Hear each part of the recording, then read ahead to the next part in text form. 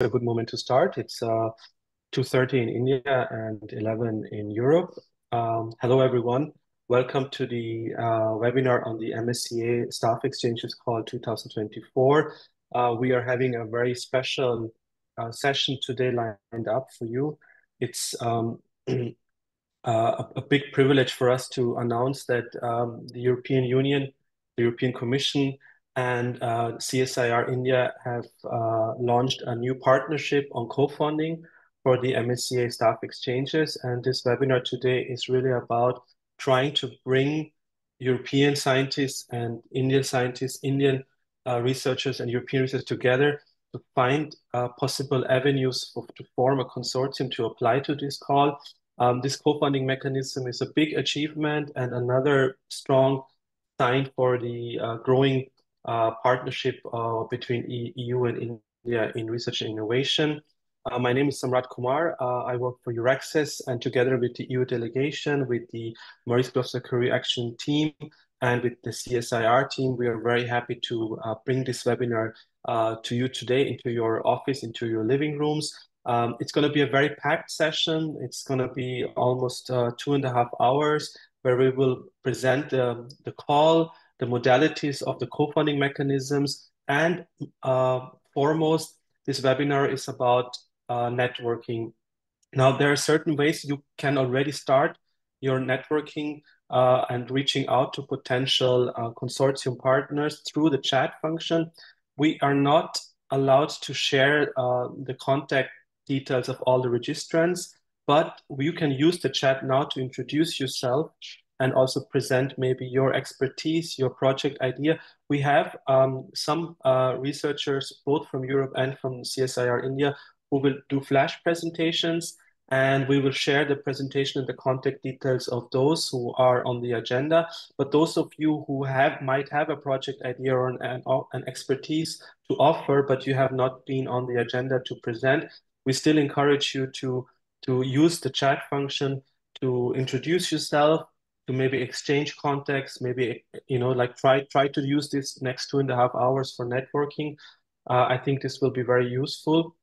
And without any further delay, I would like now to welcome our opening remarks speaker, Mr. Pierrick Filon-Achida from the EU delegation. He's the head of the R&I section, and he, together with the team of CSIR, have been working on this co-funding agreement, of course, with our colleagues from the MSCA. Pierrick, thank you so much for joining. This is an important step, right, towards EU-India partnership in research and innovation, the new co-funding mechanism, and please share a few words with the audience. Thank you. Yes, Samrat, thank you very much. So as Dr. Samrat Kumar was explaining, I'm working at the EU delegation here because we have a specific cooperation with the CSIR in the context of this global call, which is going to promote projects. So it's not only about fellowships.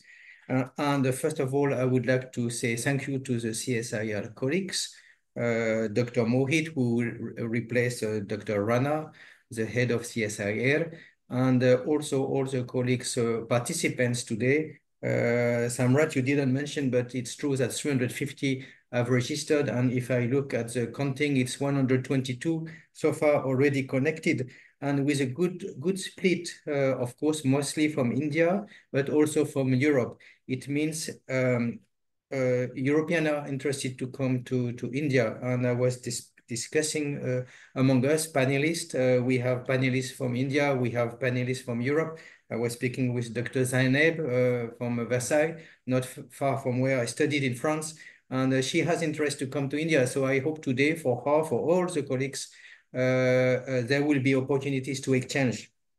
I look with my headphone like piloting a plane. It's almost the case because MSCA is extremely well known in India and in Europe, but we still have to reinforce that link. And this is why the EU and with the office of my colleagues will speak from DG Education, why it was decided to put a co-funding behind. So anyone can from Europe and from India can participate. And in my team, Dr. Vivek Dam will explain the modalities, but the fact that there is funding behind will secure the participation, especially of CSIR scientists. So I want to say that my last point, that the Marie Sklodowska reaction is extremely challenging in the sense that it's a high selection rate. So you should not be afraid to participate. You should not be afraid to apply again because it's an excellence program. So I would like to say thank you to everybody around the table. And I see that its counting is increasing on the participation. And here you will have the support of the team from the EU delegation, especially from the Euraccess, Dr. Kumar. So I pass the floor now to my colleague, who is Dr. Devas, with his colleague Dora at headquarters. But first, Thierry, if you could give us a few words of introduction. And you were, it's only 6 weeks ago, you were in India for this agreement with CSIR. So the floor is yours, and thank you for this, Thierry and colleagues. Yes, thank you, Peric, and hello everybody from Brussels. I don't know what's going on with my screen. I hope it's okay. Yeah, so hello everybody, especially to CSIR colleagues. So indeed, I have the pleasure to be in Delhi at the end of August to formalize, in fact, the launch of these co-funding mechanisms between us and the CSIR to cover the participation of CSIR entities in our staff exchange actions. And you know, when I was there, I said, well, you know, this is great, but this is only the beginning, because we're very proud of the you know, of the trust that the CSIR put in our actions, you know, to foster the bilateral cooperation, and we want this to be a success. So so my message is really strong encouragement, both on the EU and Indian side, to exploit the opportunity of these new co-funding mechanisms.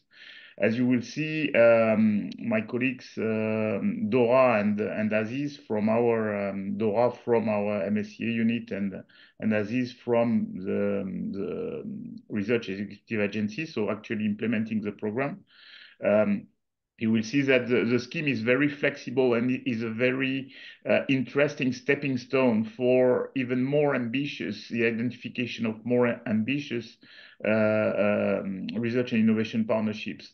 And this is very timely. So we have a call that is the 2024 call, which has opened already. It's open on the 19th of September, closing in February. And we'll have the 2025 calls opening right after, in March 2025. So in fact, it's 2 consecutive opportunities that needs now to be exploited. And the timing is, you know, it's very timely, because we are preparing in parallel the next framework program, which is called FP10, where there will be a lot more opportunities for bilateral cooperation. And of course, if you have projects running from these 2024 and 2025 goals, it will be excellent for the next program.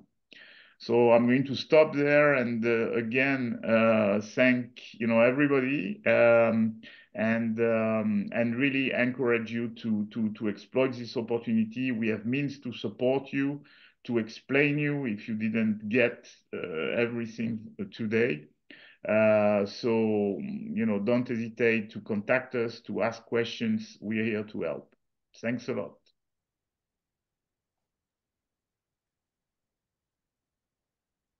Thank you so much, Thierry. And also, I would like to welcome Dr. Anand Mohit from the CSIR, who has been, you know, working together with Dr. Rama on the co-funding together with his team. So, Dr.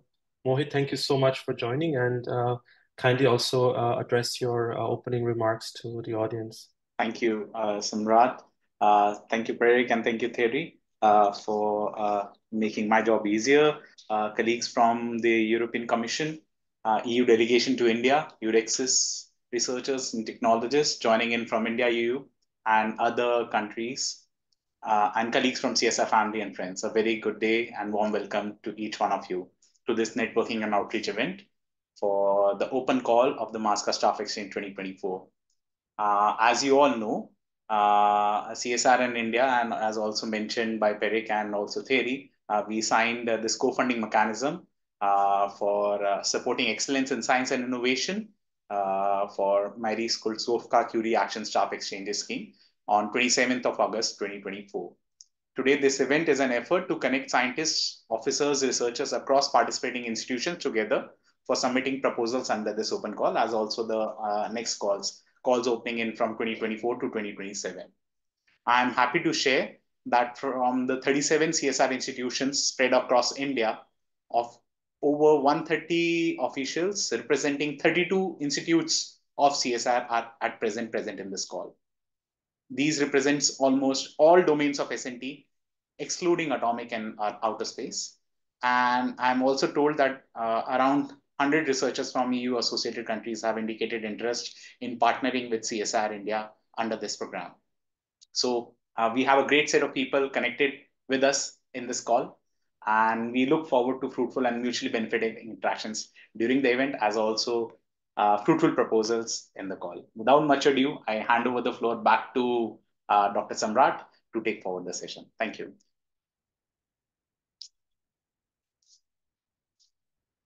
Thank you so much, Dr. Mohit. And I think this is a very inspiring to see that how many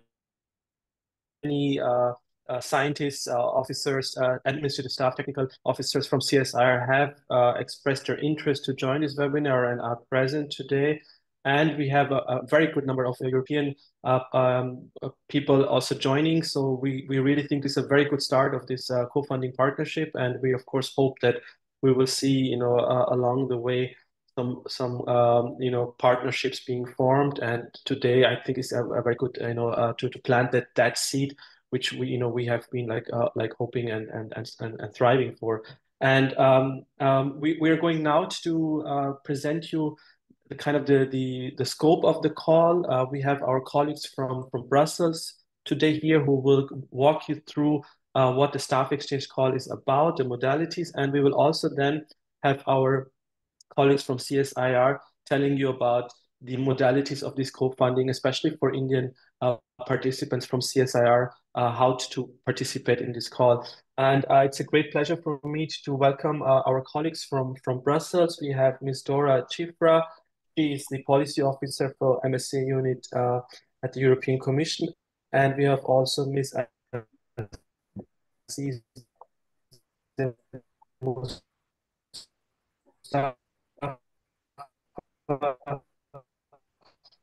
project officer at the European. Very welcome to you. And would you like to share your screen with us? Yes, thank you. I will try to do that now.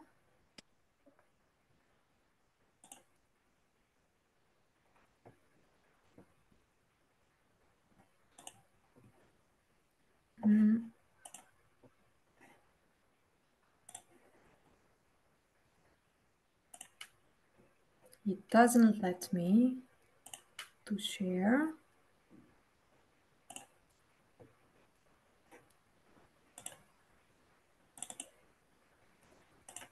Okay, 1 second. Let me try now. Yeah. Can you see it?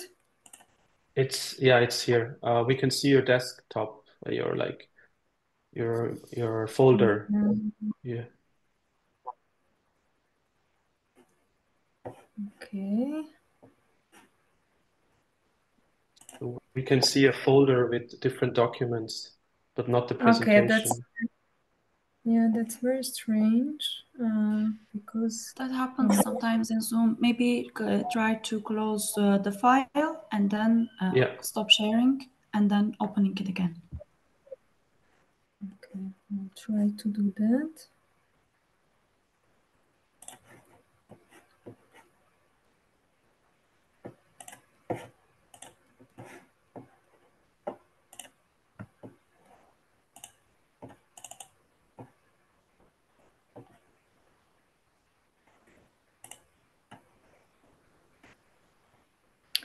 If it's not working, I don't know, Samrat, if I sent you the presentation, can you maybe... I think, Dora, I did not receive. I will just check quickly. If not, 1 second. if it's a Yeah, I will try it once again. Mm-hmm. Sorry for this technical problem. Oh, that happens. That is part of. Yeah, with Zoom, I always have some issues. I should have. Okay. Well, why don't you send me the? Yes, I will topic? send you.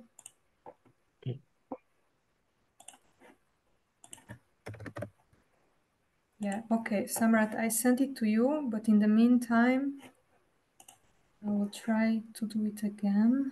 Mm-hmm. To share my screen.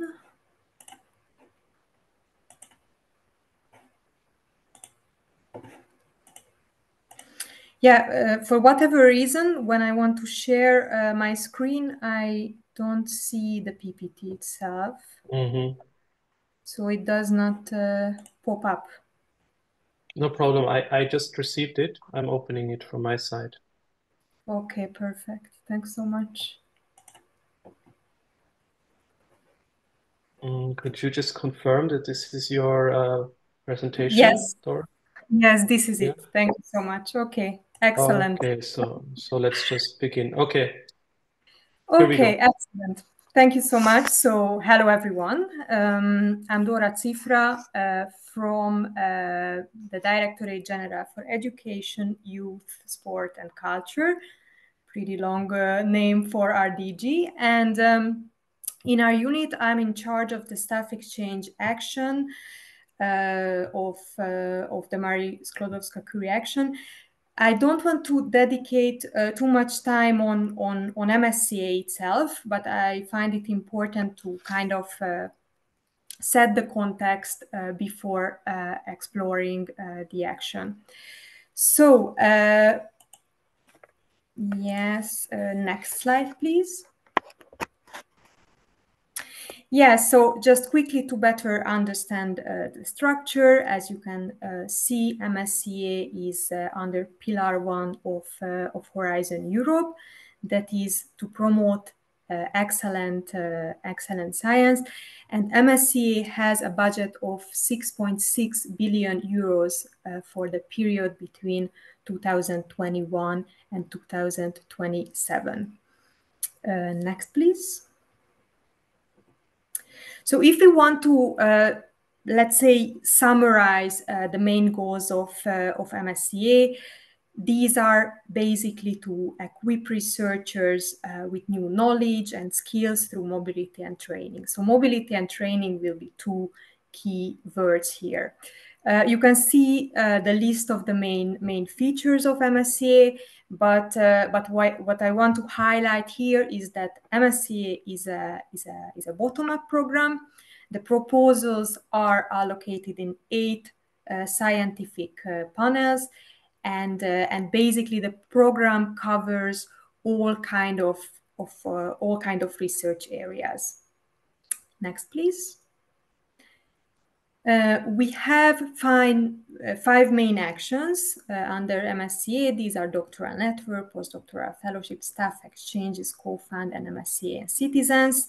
So today we will focus on one of these actions, staff exchanges, after this short introduction to the program. Next, please. So first of all, in general, who can participate when it comes to MSCA action?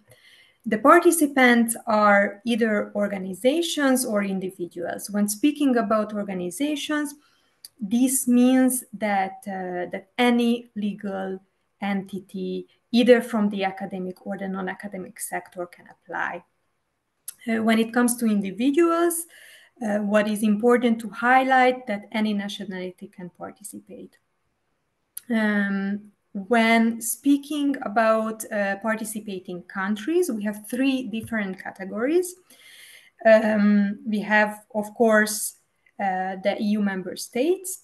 We have the Horizon Europe associated countries with a signed association agreement, and this status is basically equal to an EU member state, an EU member states category. And we also have third countries in the program. India falls into this third one, and since it is not eligible for automatic funding, that is why the new co-funding mechanism is particularly important to boost India's participation. But again, more on this later. Next slide, please. Looking more specifically at the action, its main objective is to promote international, intersectoral, and interdisciplinary mobility of research and innovation staff through the so-called secondments. It sounds a bit complicated, but if we have to give a short definition on that program, this would be it.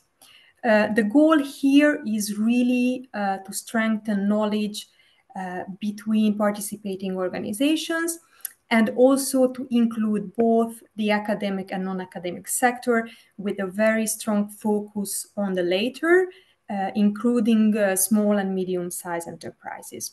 What I have to add here, that one of the main features of staff exchanges is the relatively high number of participants that are coming from the private sector.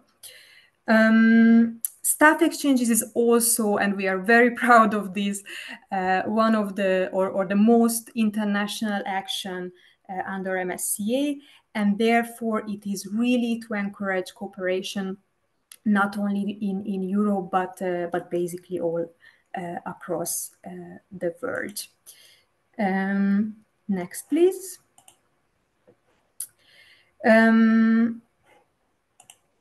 Yes, so here you can see a summary of the action. The maximum duration of this project is 4 years. Who can apply when it comes to organizations under staff exchanges? This action is open to international consortia of universities, or there can be research institutions, businesses, or any other type of non-academic organizations. But important element that they need to include at least 3 organizations in 3 different countries. And 2 of these need to be based in an EU member state or an associated countries. But only legal entities that are established in an EU member state or an associated country can be beneficiaries. And again, this will be an important information when later discussing this new co-funding scheme. If all participating organizations are from the same sector, so let's say all of them are universities or all of them are from academia, at least one must be from a non-associated third country. Again, important element that secondments within EU member states and associated countries must be between different sectors, except for interdisciplinary secondments. And again, important to highlight that secondments must always be between different countries. The individual staff members are selected by the sending organization, and these secondments can take up to 12 months maximum. So who can be eligible, an eligible staff member? So what we have to say is that the specialty of this action is that secondments are open to any type of staff that is contributing to R&I activities. So not only researchers, let's say, but administrative staff, the managerial or even technical staff. But what is very important, that they must be actively engaged in research and in innovation activities for at least 1 month before their first secondment to another institution. And after the period of secondment, the seconded staff should return to the sending institution. And this is really to maximize the impact of the exchange. It has been mentioned by Thierry that the 2024 call is open since September, and it will close on the 5th of February. And the total budget of this current call is around 99.5 million euros. For the unit cost, let's see the next slide. Yes, so there are two types of contributions. We have top-up allowance that contributes to travel, accommodation, and subsistence cost of the seconded staff member. And this amount, this top-up allowance, as the name shows, it is on the top of the salary of the staff that is paid by the sending organization. I mean, the salary remains there, and on the salary there is this extra top-up allowance when they are participating in secondments. In the meantime, the institutions could receive also two types of unit cost. The first one is for research and networking activities that contribute directly to the researcher's career development. So we can think of, for example, participating in conferences or trips that are related to the work, to the research work. There could be trainings or language courses. They can even use this amount to buy lab material or pay visa-related fees, for example. While there is also the management and indirect contribution, and this should cover the beneficiary's additional cost in connection with the actions, in the action. Next one. Yes, so I think I will stop there and give the floor to my colleague Azize, who will tell you more about the technicalities on how to apply, and she will also give you a couple of tips and tricks, let's say, on how to submit your application. So thank you very much for your attention. Thank you, Dora, for that introduction, and it will make my job easier now. So I will also try to share my screen. Let's see.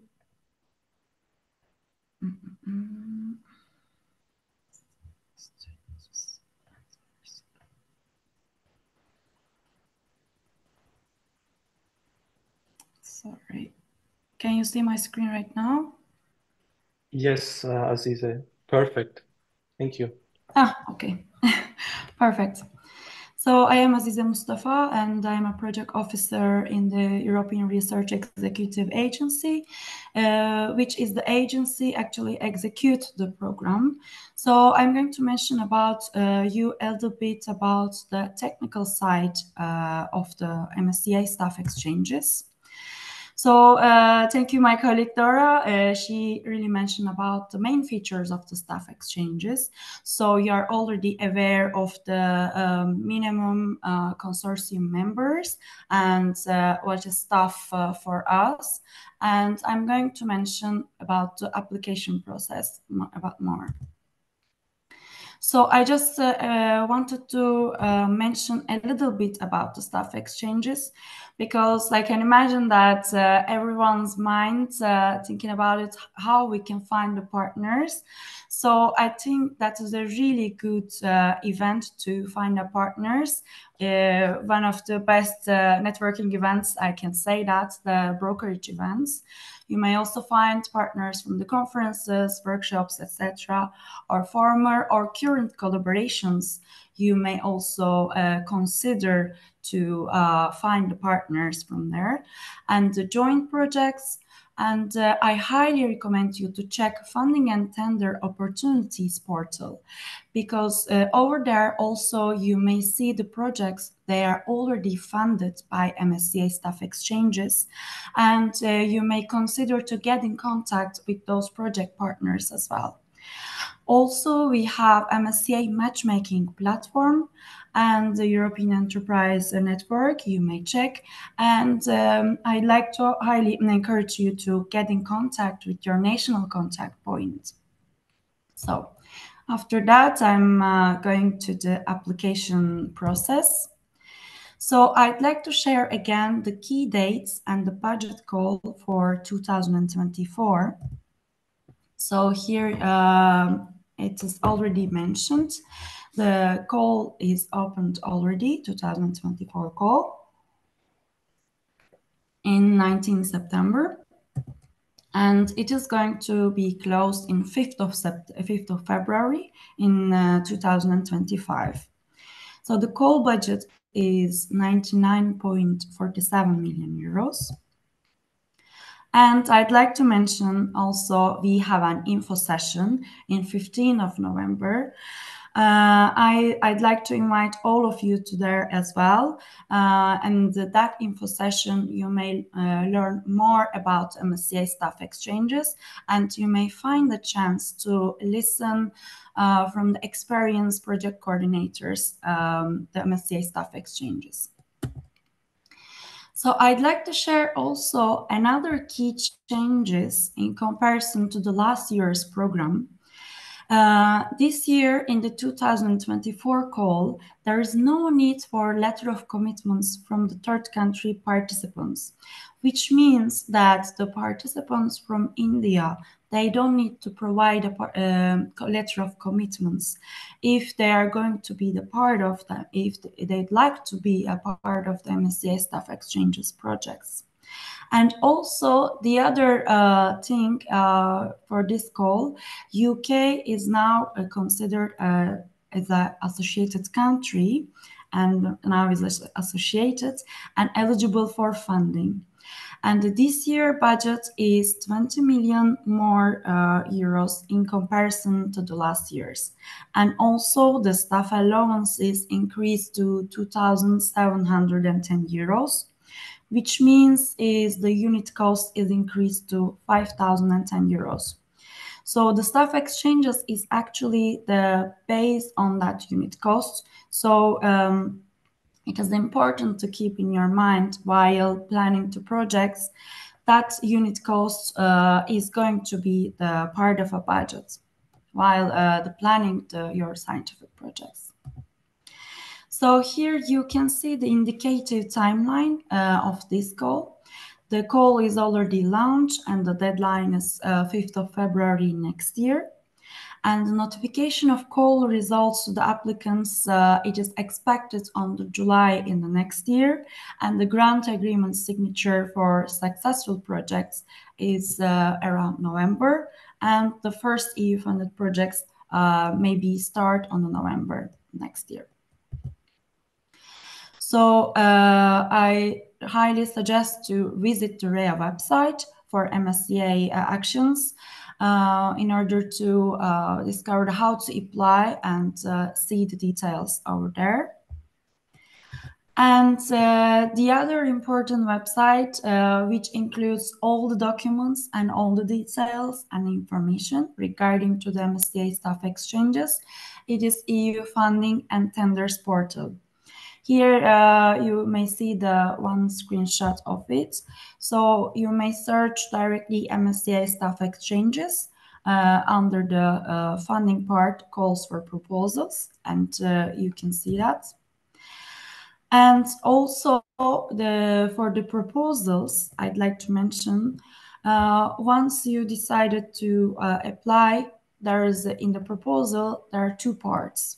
Part A is included the structured data, and it contains administrative information about the applicant's organization, which includes the organization's participation in different projects or the facilities, etc. And the part B is actually the description of action, and it contains the technical description of the project.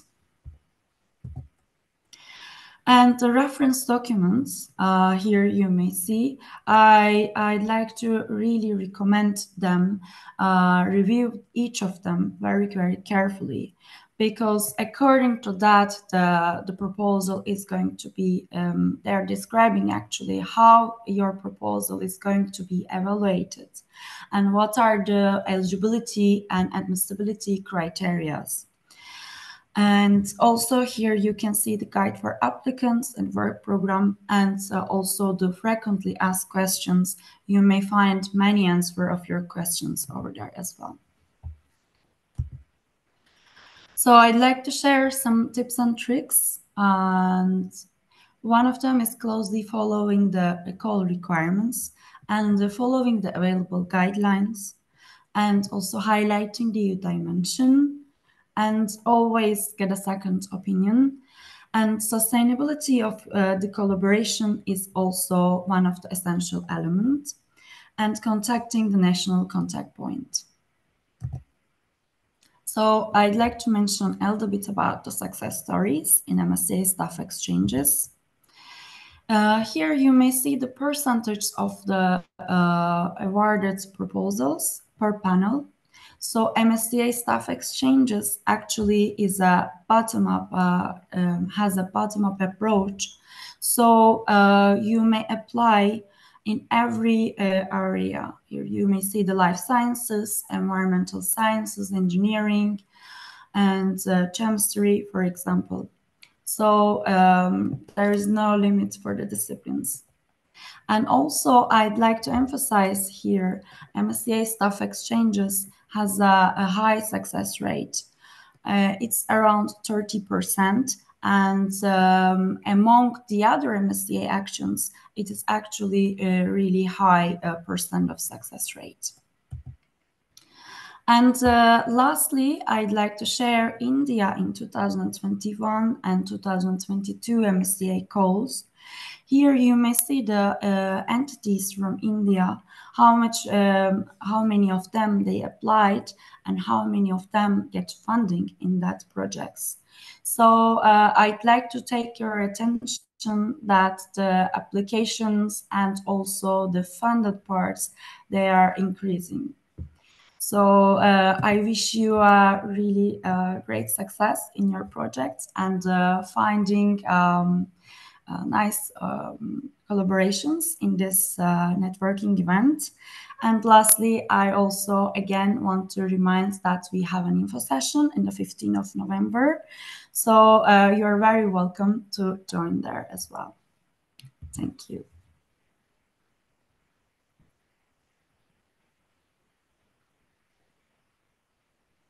Thank you so much, Azize and Dora, for giving a very concise and clear overview about the MSCA Staff Exchanges Call. And I think what is really striking is that the success rate is quite high compared to the other MSCA calls, but also to the other calls on the Horizon Europe. So I think this is a very good initiative and a very good incentive also to try to apply, because you know the return, the chances are higher than in other calls. So with that, I would like to move to the next presenter, which is our colleagues from the CSIR team. We have Dr. Mohit already with us, and also I think I see one of his colleagues has also joined us. So Dr. Mohit, kindly share your screen, and the floor is yours. Thank you, Dr. Samrat. So I have with me Madam Kamlesh Rani. She is coordinating the international cooperation portfolio with you along with me. I hope you can see my screen and the presentation. Yeah, perfect. Thank you. Yeah, thank you. So thank you, ma'am, for joining in. And we will briefly take you all through the this networking, brief presentation that we have made on this networking event and about the CSIR call guidelines. We all know about that. We signed this on 27th of August 2024. Just to give you all to the participants joining in us from outside India, a brief about CSIR, a couple of slides only. CSIR, in short for the Council of Scientific and Industrial Research, is India's largest industrial organization, having 37 institutes spread all across India with 39 outreach centers. On the right-hand side on the India's map, you can see our geographical locations. We are supported by a scientist and S&T staff of around 7,500 and have a multidisciplinary character, state-of-the-art facilities, skilled manpower, nationwide presence. And we work in all industrial sectors as also basic sectors. We work in all aspects of STI ecosystem in India and have been contributing towards Indian S&T since its independence and even prior to its independence, for building a robust R&D capacity and capability in the country, as also providing technologies, products, and services for strategic sector, industries, MSMEs, and the societies. We work on public goods by doing capacity building and human resource development of our scientists, technical officers, and staff, in societal goods by developing rural and promoting frugal technologies, as also promoting MSMEs and startups, providing them support. In the strategic sector, by partnering with our defense infrastructure, Navy, Air Force, and providing them technology-based services, as also private goods by licensing our patents and technologies and knowledge bases to the industry.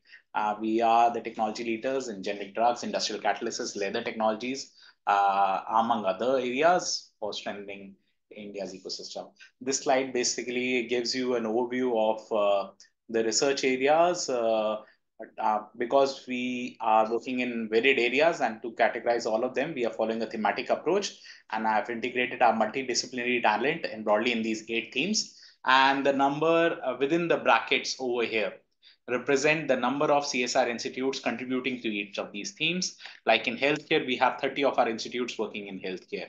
And we are contributing not only to the UN Sustainable Development Goals, but also to the national missions and schemes. And for your convenience, and I'm sure the slides will be shared with you all, we have provided links. So a brief about some of the major developments that have happened across the recent developments across these 8 themes are listed over here. You can just browse through them, like in healthcare, generic drugs profile, and some of the recent, the Covaxin, which many of us got jabbed during the COVID times. So recent developments have been listed over here on the energy, ecology, and energy devices theme, the bioaviation fuel sector, the hydrogen-powered ferries, or the PEM-based electrolyzers. So different developments that are happening across CSIR have been listed over there, and I'm sure you all would like to know more about it. So you can connect with us in those domains. Moving on to the next slide. This slide basically gives you an indicative developments and our initiatives, recent initiatives. We very proudly say that we are there under the ground through our mining technologies, on the ground through hydrogen fuel cell buses or our Swaraj tractors. Whenever we were denied technologies, our lab stepped up and the scientists stepped up and provided those technology-based solutions to the industry. In water, through our oceanographic research vessels; in air, through our indigenous light transport aircrafts like SARAS; and in many areas, instrumentation, affordable healthcare. A recent example of our waste to wealth developments is also indicated over here: waste plastic to fuel, or biomedical waste disposal to soil additives. So many of these developments are listed over here, and you can browse through them. Some of the ongoing new missions that we are putting up are green hydrogen. We have a very strong focus on that. Semiconductors and fab facilities, CCUS, carbon capture, utilization, and sequestration, aroma and floriculture, AI terahertz, another big mission that are coming up, and antimicrobial resistance. Moving on to the next slide. With the European Commission, we have been partnering with institutions across EU and associated countries. In a nutshell, brief, around 24 projects were granted to CSIR institutions under 2 cooperation programs, FP7 and Horizon 2020, 18 in FP7, with 9 EU countries focusing on health, energy, biotechnology, materials, production technologies, nanotechnologies, and nanosciences. Under Horizon 2020, around 6 projects with 5 EU countries, namely France, Germany, Ireland, Netherlands, and others, focusing on health, climate actions, environment, resources, efficiencies, and material areas. Some of the recent developments, 2 of them have been listed over here. This one is Sustainable Eco-Friendly Water Transport Solutions by our lab, Central Mechanical Engineering Research Institute. We call it CMERI, based out of Durgapur. This is a solar-powered electric boat. And another one is Ecobotics C under Horizon 2020 MSCA RISE 2018 program, where our institute, National Institute of Oceanography, India and EU partners developed these worked in the marine robotics for bio-inspired technologies for a sustainable marine ecosystem. So what we wanted to communicate using this slide was that there are a lot of there's a lot of collaboration that exists, but there's a lot of scope more and many interesting things, valuable things which are fruitful for the society come out of these partnerships.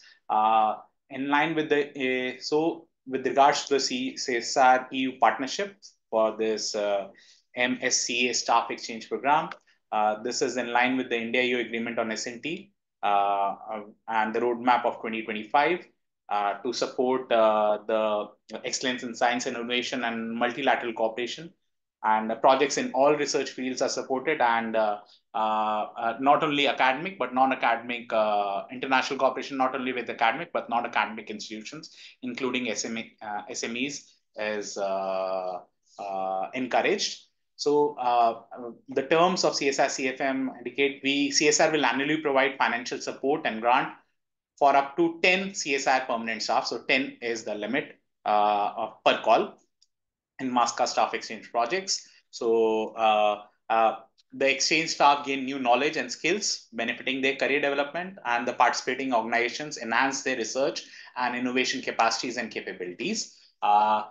We will be supporting calls from 2024 to 2027 under the existing CFM.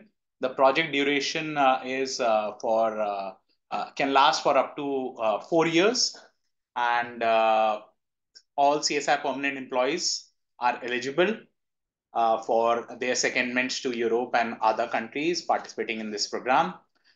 Each visit can last up to 45 days per calendar year in this call on the CSIR side, and maximum 3 visits per staff per institute for the whole project duration. These are the limits, and the incoming secondment from Europe to India. CSIR institutes will host European consortia and S&T staff. Each visit can last for up to 60 days, that is 2 months per entity per calendar year for an incoming secondment from Europe and associated countries to India. So this is briefly that. 2024 call is open. The financial terms for participating in this call. So it is based on a Zuzu's model. All expenditure is on the sending side. That is, the entire expenditure for the CSIR staff would be borne and taken care by CSIR through ISTAT, and the round trip travel by the sending side, CSIR or EU. Workplace would be provided by the host institution without any charges. CSIR will not cover any registration fee for conferences or other national international events that you would like to attend during your visit. Local expenses, daily allowance for out-of-pocket expenses, and accommodation, guest house or hotel accommodation for non-representational visit as per CSIR norms, which is equivalent to the government norm, which is as per the government norms will be provided. For participating EU researchers, CSIR will provide coverage for minor ailments only. Scientists, officials from partner organizations can opt for a fee-based insurance package. As well, for the CSIR S&T personals, CSIR staff is advised to carry comprehensive health insurance for their stay abroad to be purchased from authorized vendors from the CSIR Institute, which will be reimbursed by CSIR as per CSIR guidelines. The timelines have already been shared. Apart from what has been shared, a slight change in the CSIR submission date is that it is 10th February 2025. So the proposals that you, along with the EU partner, the CSIR side, along with its EU partners and associate partners, submit on the Horizon Europe, that needs to be submitted in toto to CSIR on the CSIR ICMS portal by 10th February. And other guidelines are there. And also a consortia agreement will need to be signed for successful projects. That is by November 2025. And yeah, so these are the timelines for on the CSIR side. These are already published online in the call. And that was announced on 19 September, available on the CSIR website. And I will put in a link right shortly after this presentation on the call itself. These are our current broad priorities in which we encourage CSR staff to submit proposals, as also the partner EU organizations to submit to partner with CSIR, among other areas. These are our current broad priorities. And with this, I would like to end up by saying we welcome collaboration with global scientific communities, industry, startup, policymakers, and think tanks, investors, and other stakeholders for working towards global sustainable development. This slide gives you many links how to partner with CSIR. You can scan this QR code, and you'll be directed to a page where you will know how to partner with CSIR. This is our patent database, this links, and this is our technology showcase where all the developments that are happening in CSIR, TRL 5 and above, are showcased over here, and some links to our compendiums in different domains.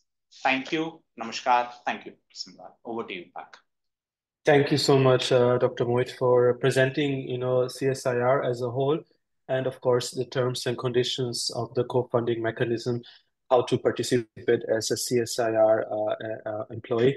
I would like you to stay with us, and also would like to ask Dora and Aziza from Brussels and Dr. Vivek to join in now the Q&A session. So we will take now a few minutes to see if there are any questions from the audience, but also our presenters,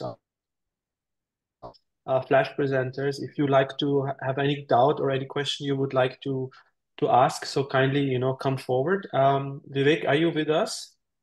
Yes. Are you able to hear me? Yes. Yeah. Okay. I'll just bring you on the screen. Okay. And also, if I don't know if Dora and Aziza is here. Yeah, I'll bring Aziza also today. Yeah, I will just categorize the first few questions. I will ask for the DGA colleague, Dora and Aziz, and then I will shift to Mohit. There are a couple of queries and questions which we receive on emails as well. Can you please reiterate the minimum admissibility of the proposal? How many Europeans you need? And also able to share the list of EU member state and associated country maybe in the chat later on. So one is about the admissibility of the proposal. Can you please reiterate? And what is the size of the consortium normally you see in a staff exchange? Anyone of you can take this question, is up to you. Yeah, maybe I can start, and then Aziza can come in. So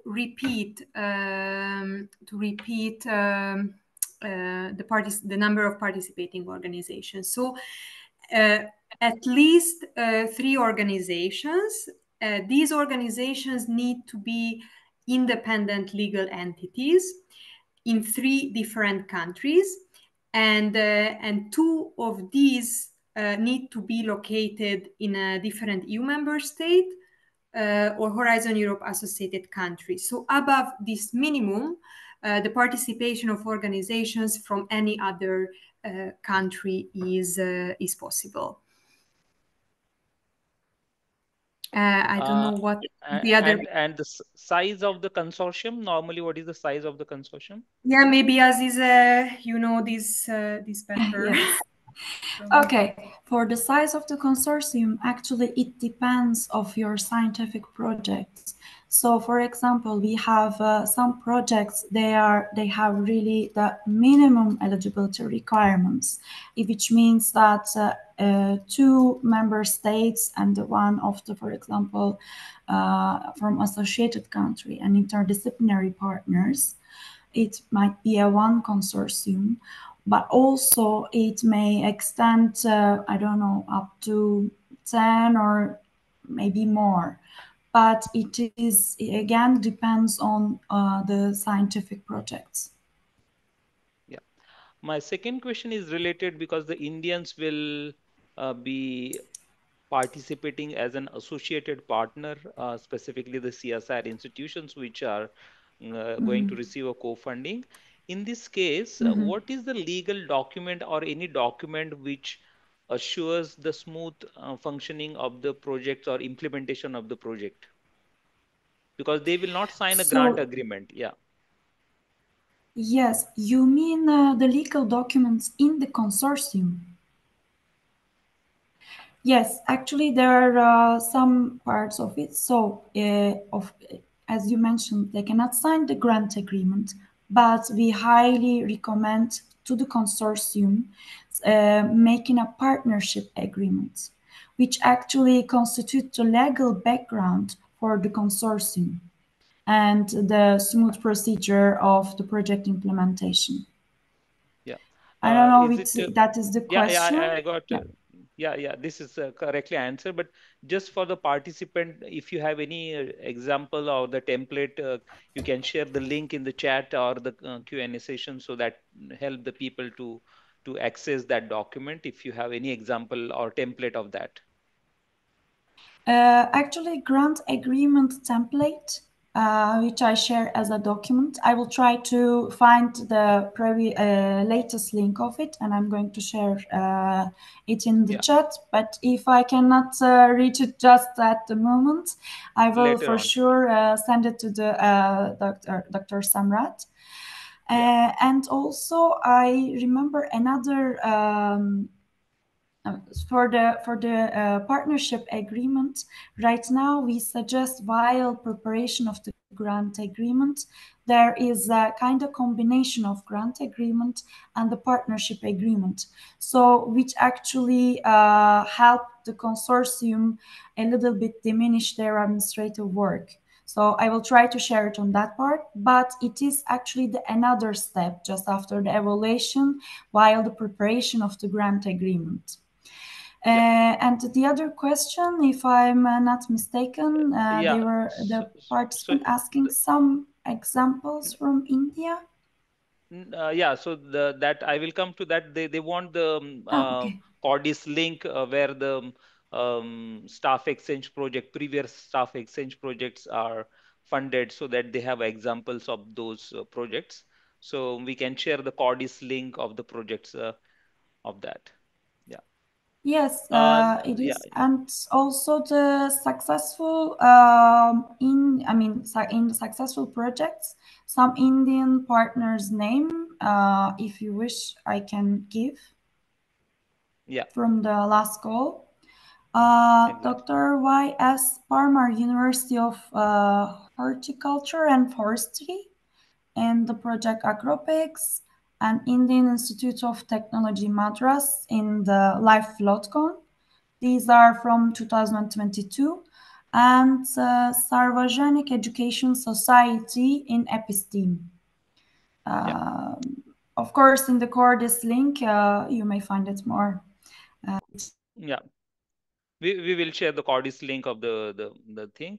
My last question to DGA colleague about the duration.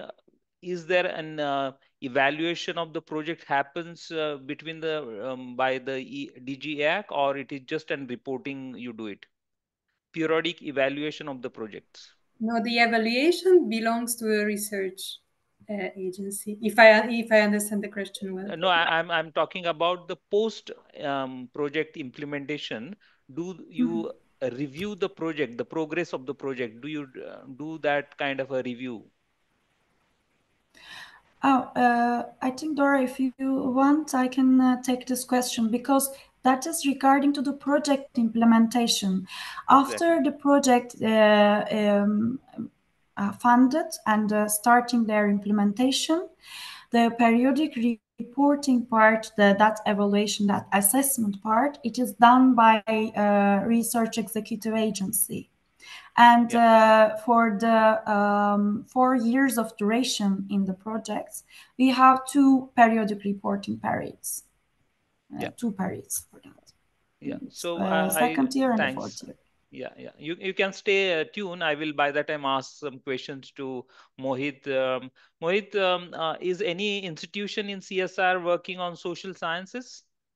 Yes, there is actually it's National Institute of Science, Communication and Policy Research, not exactly on social sciences, but in areas related to that. But also the areas in which our institution are working are for the society. So like NIRI is working on water related issues, wastewater treatment. Another lab, NIST, is also working on that. Another lab's CSIO is working on glasses for the blind. So the activities that are happening are related to the societal sector, would benefit the societal sector in some way or the other. Yeah, thank you.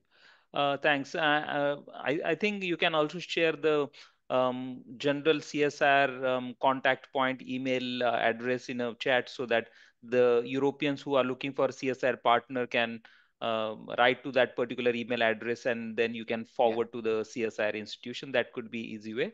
The second thing about the CSIR allowance, is there any fixed amount which is defined by the CSIR, or it is as per the requirement of the visit? So can you little bit elaborate that? So it's as per the Government of India guidelines. So so whatever DA and accommodation has been recommended, that is there.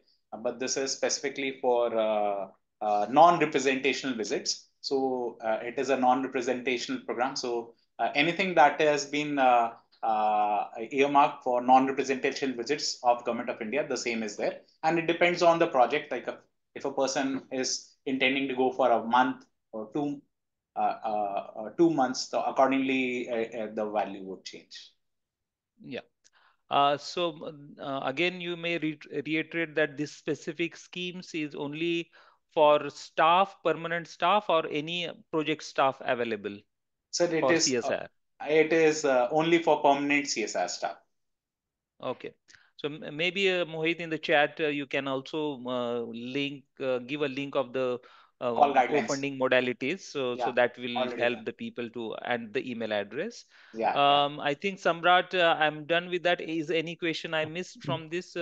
Okay, we will share the list of European member state and associated country. Switzerland is not associated as of today.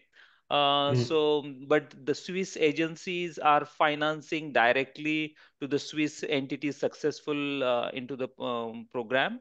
The second question is this open for all the domains? The Marie Curie is open to all the domains. It is a bottom-up approach. Any scientific field, consortium can form a proposal.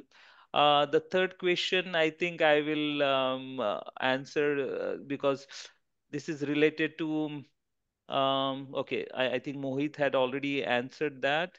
The amount of money, which is also, yeah. Anything, So what I Samrat, I'm see, missing?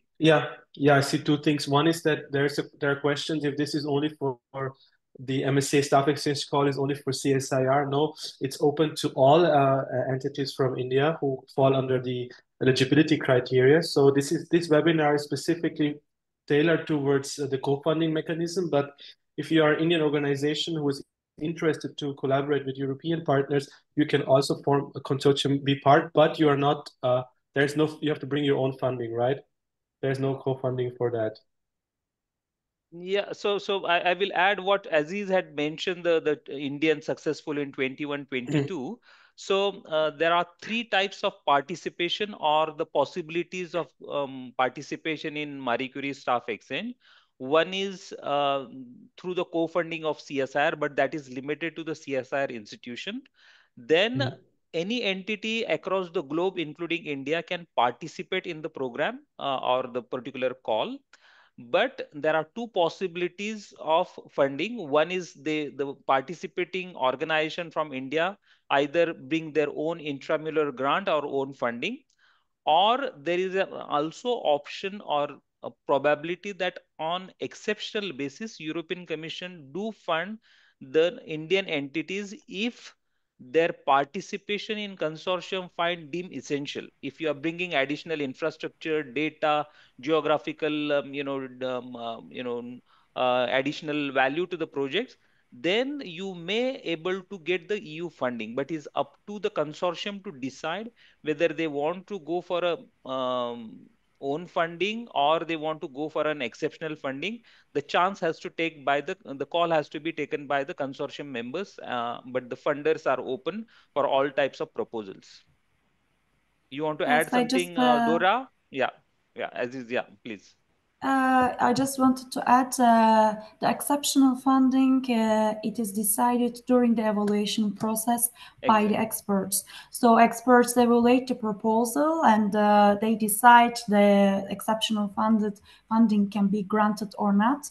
And if you wish to know more details about the exceptional funding, please review detailed guide for applicants. Yeah.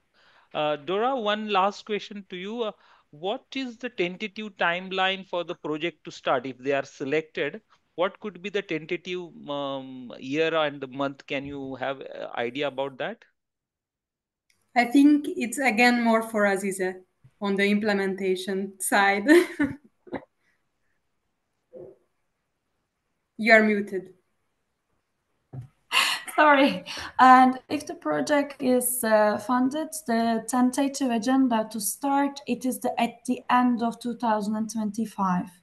I mean, right now I can say it is the earliest on November, but it can be, the agenda can be a little bit, in the agenda can be a little bit slight changes. But mostly they start on the next year, 2026. But if needed, it is possible to start at the end of 2025. Yeah. Azize, last request, can you also share the matchmaking event which you had showed in one of the slide, the link of that event to the chat so that the people can participate? I think in November, you said November, there is a matchmaking event happening. So the link of that event, you can also paste into that. Yeah.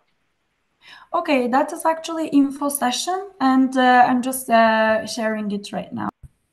Okay, and thank you. In the slides, you may find also the link.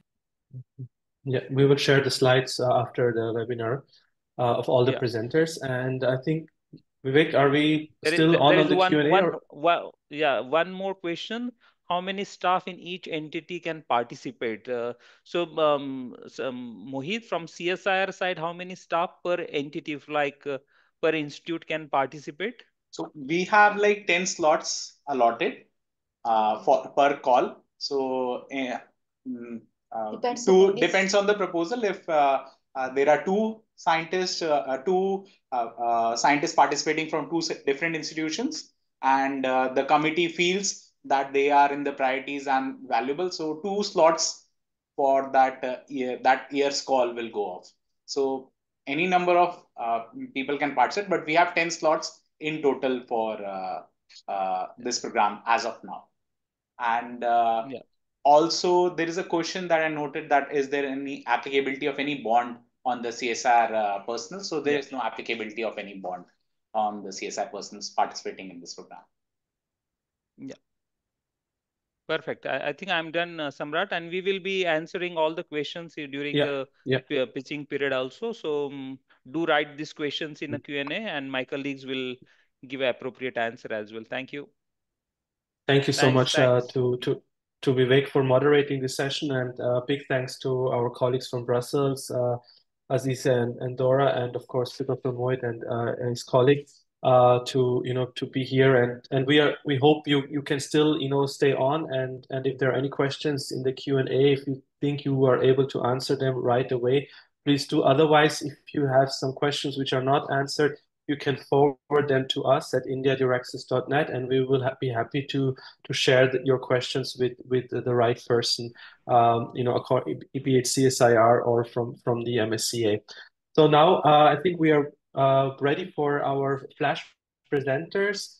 So we have a very interesting lineup of presentations today, where researchers are reaching out to colleagues to form a consortium to share their project idea. I see already that the chat is almost exploding. There's a lot of networking already going on. I see that there are already researchers from Europe who are actively looking for partners. So please, use that chat opportunity to continue. But now we will invite our first presenter in the flash presentation session, which is Dr. Zainib Shalid Zaghia Garcia. She's associate professor at the Université Paris-Saclay, France. And she already put up her slide. Perfect. Dr. Garcia, thank you so much for joining. The floor is yours. Thank you very much. So hello, everyone. My name is Zainib Shalid Zaghia. I'm an associate professor at University of Saint-Quentin-Yvelines, UVSQ Paris-Saclay in France. And I'm going to present a project idea which is entitled Fostering Trust in AI-Driven Healthcare, Secure and Unbiased Knowledge-Guided Generative AI with an acronym THUNDER.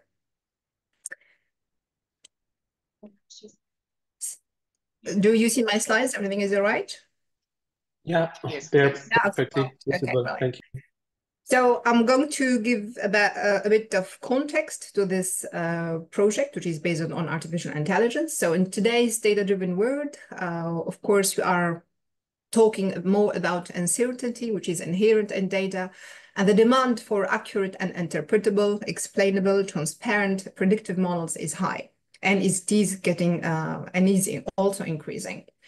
But when we review the literature, discussion papers, we also see that most of them emphasize that the reliable prediction models remain scarce. And if I give an example, why do we have this issue with the adoption of these predictive models? That I'm giving an example in healthcare.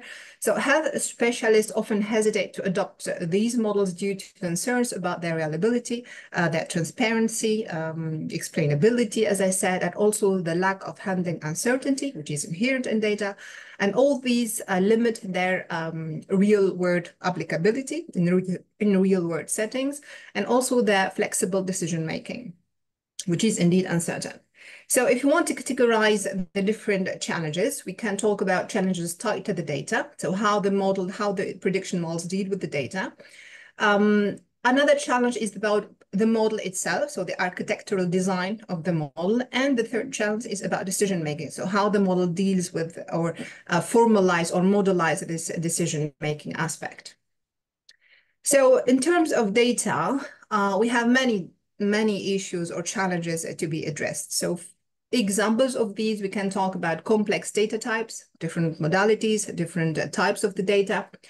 We also have the issue of limited data. So in some cases, for instance, due to the sensitive nature of data, we cannot share them. So we do not have much data available to conduct experiments or to develop our prediction model in order to have good results or good outputs. We have also the problem of privacy. So we have to see also the model, how to deal with the privacy aspect and the confidentiality of these data. And of course, we have also the data uncertainty. So we talk about missing data and precision uncertainty and all this domain. And there are many other challenges when we talk about the data. So this is our set of the challenge that we can deal with in Thunder in this project. When we talk about the model now itself, we want the model to ensure transparency, explainability. So I want to understand at the end why the prediction model is giving such an output. As the model or at the project is oriented into these generative AI, generative artificial intelligence, we talk more about the challenges of mode collapse when we generate synthetic data to deal with the limited available data, as I said earlier. So we have to mitigate mode collapse, and we also want to mitigate the problem of data bias, which are generated by generative AI eventually. So now in terms of decision-making, we have to ensure that our architecture, so the architecture of the deep learning model, for instance, the prediction model, ensures or handles uncertainty in decision-making. Because for instance, if I also talk about healthcare specialists, they say sometimes that I don't have the exact outcome. I cannot say if the patient, for instance, would be responder or not responder to specific treatment, but I have a confidence of a percentage. Right. So about the project description itself, now Thunder will create an innovative framework utilizing a generative AI to generate these synthetic data that we want to let them mirror to the maximum the real world data that we have at hand, which are limited eventually. We want to implement cutting-edge generative techniques to effectively mitigate mode collapse and ensure fairness, or to deal with the bias on the data.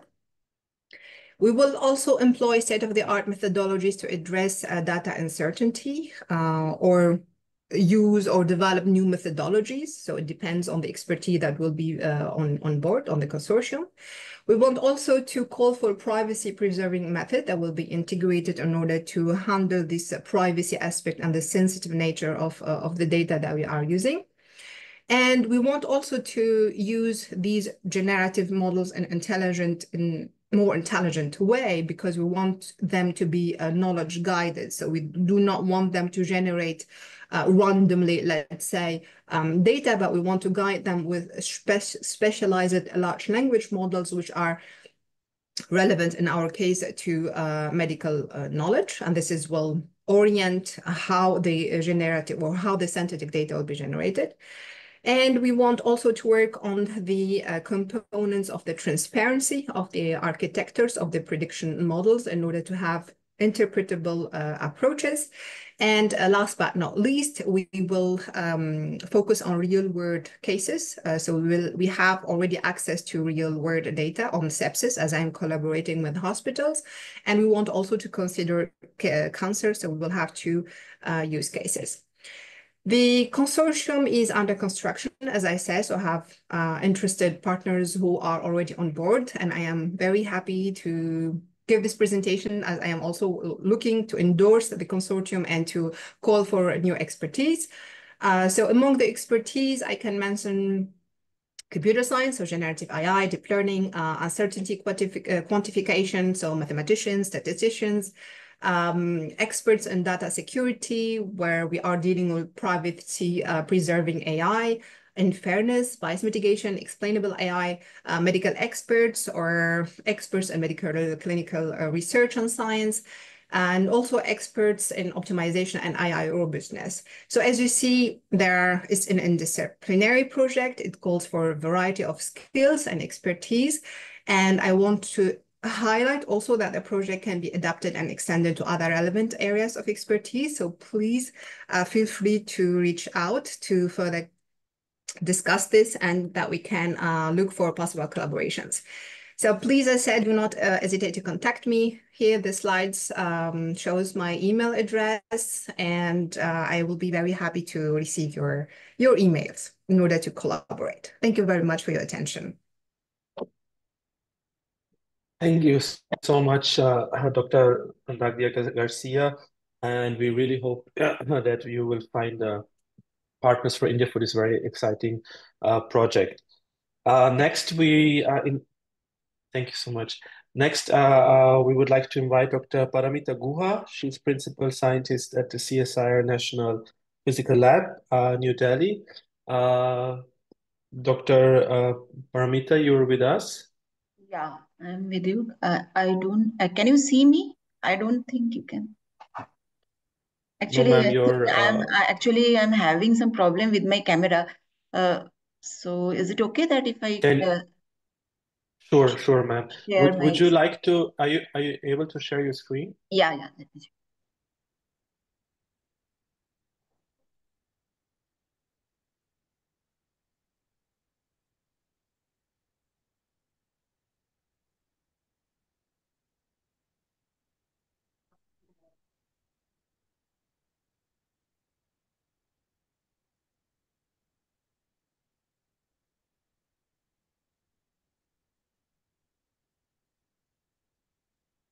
So can you see my screen?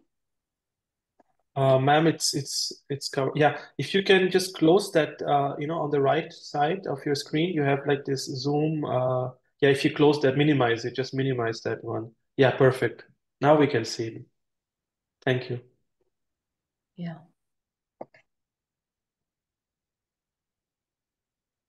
I think this is okay, right?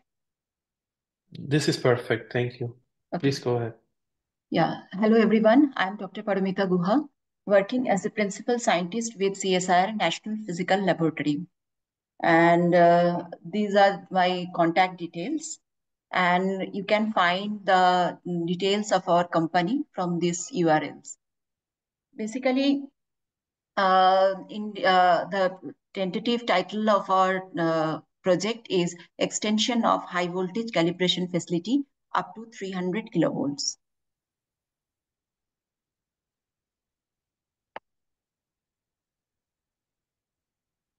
First, let me introduce very brief about our organization. That NPL is a National Meteorological Institute of India, and we maintain the national facilities in India. Like we maintain the AC standards, AC high voltage and current standards of our country.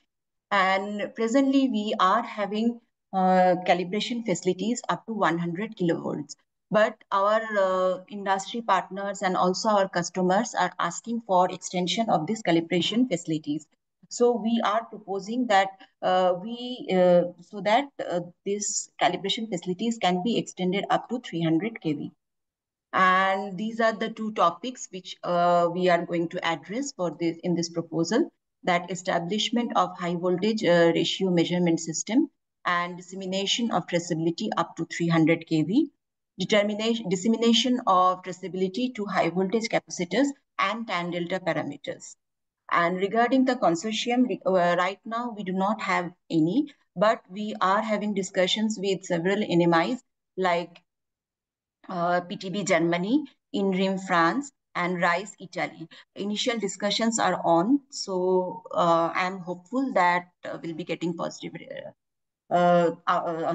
responses from them. And regarding the partner sort, we are looking for NMIs, that is National Meteorological Institutes of different countries. Industry people can also participate. Here, I would like to state one thing, that we have already received budgets from our other sources for procurement of all the instruments, but we need technical help from the National Meteorological Institutes of European Union, so that we can extend this calibration facility to 300 kV and we can give the service to the nation. This is a brief detail about what we want to do here, that we are, as I have told, that we are maintaining the AC DC calibration facilities up to 100 kV, and we want to extend it to 300 kilovolt. For that, we will be adopting basic principle of capacitance voltage divider. As you know that India is having voltage of 230 volt and 50 hertz. We are going to use a step-up transformer to extend that, to stepping up the voltages, and then capacitor divider will be connected at the high voltage side. And we are going to use two different capacitors. One is 300 kV, 100 picofarad, and 100 volt and 3 microfarad. And the precision voltmeter will be connected across 100 volt and 3 microfarad capacitors.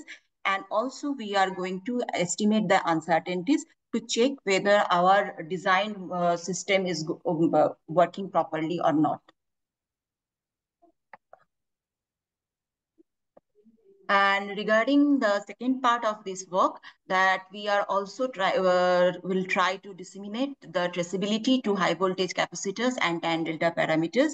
And here the key measurement parameters will be capacitance, dissipation factor, equivalent series resistance, dielectric losses, and we are going to use high voltage power supply to provide a control high voltage source to charge the capacitors. And these are the measurement instruments which we are going to use. Actually, recently I had visited PTB Germany regarding some other project work. So this idea had been discussed with them only. So, and we are in touch with them on this consortium. So let me see, most likely I'm going to get one positive response from them, and more the collaborators are also welcome so that we can jointly work. And this is our team, that I'll be the PI of this project from India side, and Dr. Priyanka Jain will be the co-PI. And this is our organization, that is CSIR National Physical Laboratory And we are an autonomous body under CSIR, and we come under Ministry of Science and Technology, Government of India, and our office is at Delhi. Thank you so much for your attention. Thank you so much, ma'am, for the presentation. And we move to our next presenter, which is Dr. Muthu Kumar Sami Karthikeyan. He's Chief Scientist at the CSIR National Chemical Lab, joining us from Pune. Dr. Karthikeyan, are you with us? Yes, can you hear me? Yes, sir. Okay, so can I start the slide? Yeah, please, sir.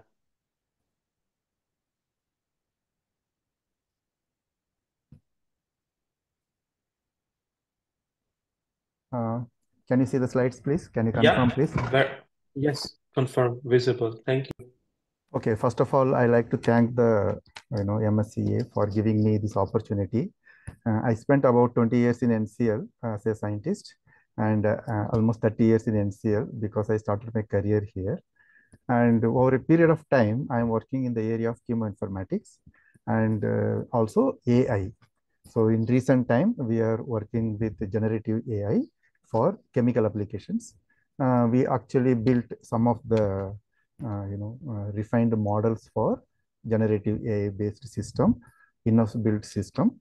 So now I am presenting this as a possible collaboration with the European partners because there is a need for collaboration in AI today. We can't have all the hardware resources, software resources, expertise here. I was impressed by the first presenter about when they talked about AI and in health sector. So we also have, we completed the recently AI-based research in the area of cancer and also agriculture and also in defense. So now I am proposing this because I was not sure what to present and what type of project will be sanctioned in a joint collaborative mode. So we are working in this area of AI-based risk reduction for chemical process industries past 5 years. And now I will just give some overview of this. Hopefully there is a possibility of collaboration with the partners who are attending this meeting. So to talk about NCL, NCL is a 75 years old organization. We work on several research areas like C1 chemistry, clean energy, sustainable chemical industry. So I don't need to tell anything about NCL because it is one of the renowned national chemical laboratory, even though it is internationally very famous. So I put this website, so interested European partners can look into the site, and there are several colleagues working on several type of important area of research.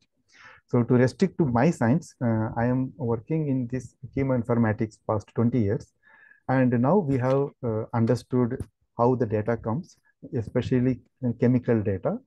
Now we want to use this data. We used chemical data, biological data with respect to AI because AI needs data. So we used for cancer, we used for agriculture. We have recently we completed one project in collaboration with 3 CSIR national laboratories in the area of AI for agriculture. And also we had some defense project where we used AI for design of novel materials. So now I am proposing there is a joint collaboration between European partners, especially this very important topic called risk assessment of chemical process industries. So can we develop something? There is an industry already using these PLC based systems. Now the AI is a topic today. So can we implement this in the chemical industries in the at the global level? We develop something jointly and it become a norms so that we implement at the national and global level so that we can we have some experience with AI. I will go into the details later. This is our earlier project. So this particular AI based risk reduction for chemical process industries, where can we avoid the future accidents in the world? So that is the main idea.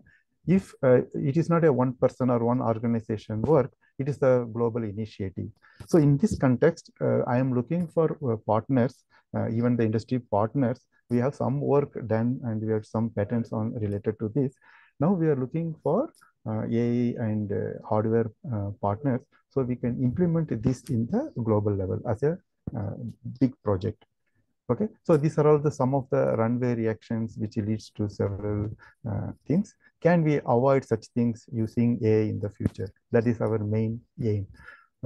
So we have complete knowledge about chemical reaction databases as a part of human informatics activity, and in chemical reactivity databases, all the knowledge is already available. So with the partnership, we can actually implement this risk recipe we are proposing as a risk assessment in chemical process industry, which involves various components and collaborators from industry also. Okay, so this is my, I'll just summarize it. So using AI with partners from EU, we can build some tools. Okay, so and then today IoT, digital twin, these are all the common things. So we need to have partners in this. So this project is not necessarily one or two organizations. Many people can come and work together as a big project. So it is good for at the national level and also at the institute level. So I'm looking for as a member in this project. Okay, so I have done that. So if you have any questions related to this, please feel free to ask me. So I already shared one slide where we already explained what we are intended to do this. That's all I have right now. I don't know whether I should the time. Any questions, please?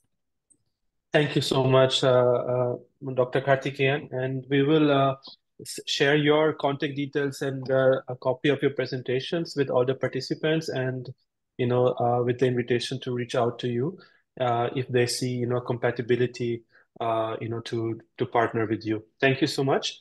And we move to our next presenter, Dr. Surinder Kumar, Senior Scientist at the CSIR Advanced Materials and Process Research Institute from Bhopal. Dr. Surinder, are you with us? Yes, sir. Yeah. Hi, sir. Thank you Hello, so much sir. for joining. Yeah. Shall I Could you select the kindly? screen? Yeah, please do. Hope it is slides are visible. Yes, if you put them in slide mode. Yeah, perfect. Please go ahead. Thank you. Okay. Good afternoon, and thank you very much for giving the opportunity. So I will be presenting one of the research idea what we are working actually. I am working on sodium ion storage. So one of the material like metal chalcogenide we are working. So we want to work on metal chalcogenide on a collaborative research activity on this project call if someone is interested. So basically my research group is actually is working basically in electrochemical additive manufacturing, energy storage devices. Then we have some research work on water desalination. We are also investigating the electrochemistry of 2D materials. These are some of the research activities we are doing it at our institute at CSIR MP Bhopal. It's actually one of the CSIR lab. If you see the in the literature, there are plenty of anode material, but few of them are successful, like graphite or hard carbon or metal chalcogenide, or basically focus on copper sulfide actually, because it is showing very good properties for the sodium ion storage. So then we have tried to investigate in some of converting to the morphology and storing the different porous structures of this one. Different metal chalcogenide, and try to store the sodiums in different morphologies also. So in one of the research activity, I'm just showing this published work actually. So what we are doing is we are actually prepared some kind of a different kind of a morphology of the copper sulfide. So especially nanotubes and cross-linked nanotubes are showing far better activities actually. So it is actually further confirmed through the transmission electron microscope studies. I will not go to the details of the studies, but just for the information, I'm saying that we have done this work actually, and try to see which structures is actually performing better. So actually the storage mechanism is actually some kind of a reaction where like copper sulfide react with sodium, this one, and it actually store in kind of a sodium sulfide form. So the sodium and sulfur form, it actually form the compound, and it actually at the surface there is a sodium sulfide structures is there. So this reaction is completely reversible in nature. So we can further improve the property so that more sodium ion can be stored. So we have investigated the different kind of structures and fabricated the sodium ion capacitor at the lab level. And like some of the best results we have published in Journal of Energy Storage recently. But I am actually looking for a partner in this call is actually to investigate like what is the role of electrolyte in this case, how the interaction of the electrolyte can be increased. That is the one thing. How we can actually increase with the tuning the morphology of the structures, and then the cell fabrications we are actually doing it. This is some of the facilities we have to make the cell fabrications at the lab level. Then we can actually fabricate the your coin type cells using this fabricated cells. I will not go to the details of that one. The second idea is actually to investigate the roles of the light. If it's sunlight, the light, this one on the one of the electrode actually. So the charging and discharging time can be tuned actually. That is the interesting concept is available. So that also can be investigated with this metal chalcogenide structures actually, which can be helpful for the sodium-ion batteries and hybrid capacitor concept. So the idea is actually to investigate different morphological structures and then try to see their behavior at the time of the shining the light and then in absence of the light, how we can tune the property of your charging and discharging using the photo supercapacitor device. That is actually the idea. These two work I am actually looking for a partner in this call. So basically, I am actually growing in different directions. My expertise in chemistry and material science is there. So with this basic knowledge of chemistry and material science, I am growing in different directions. So I am working as a senior scientist at Advanced Material and Process Research Institute.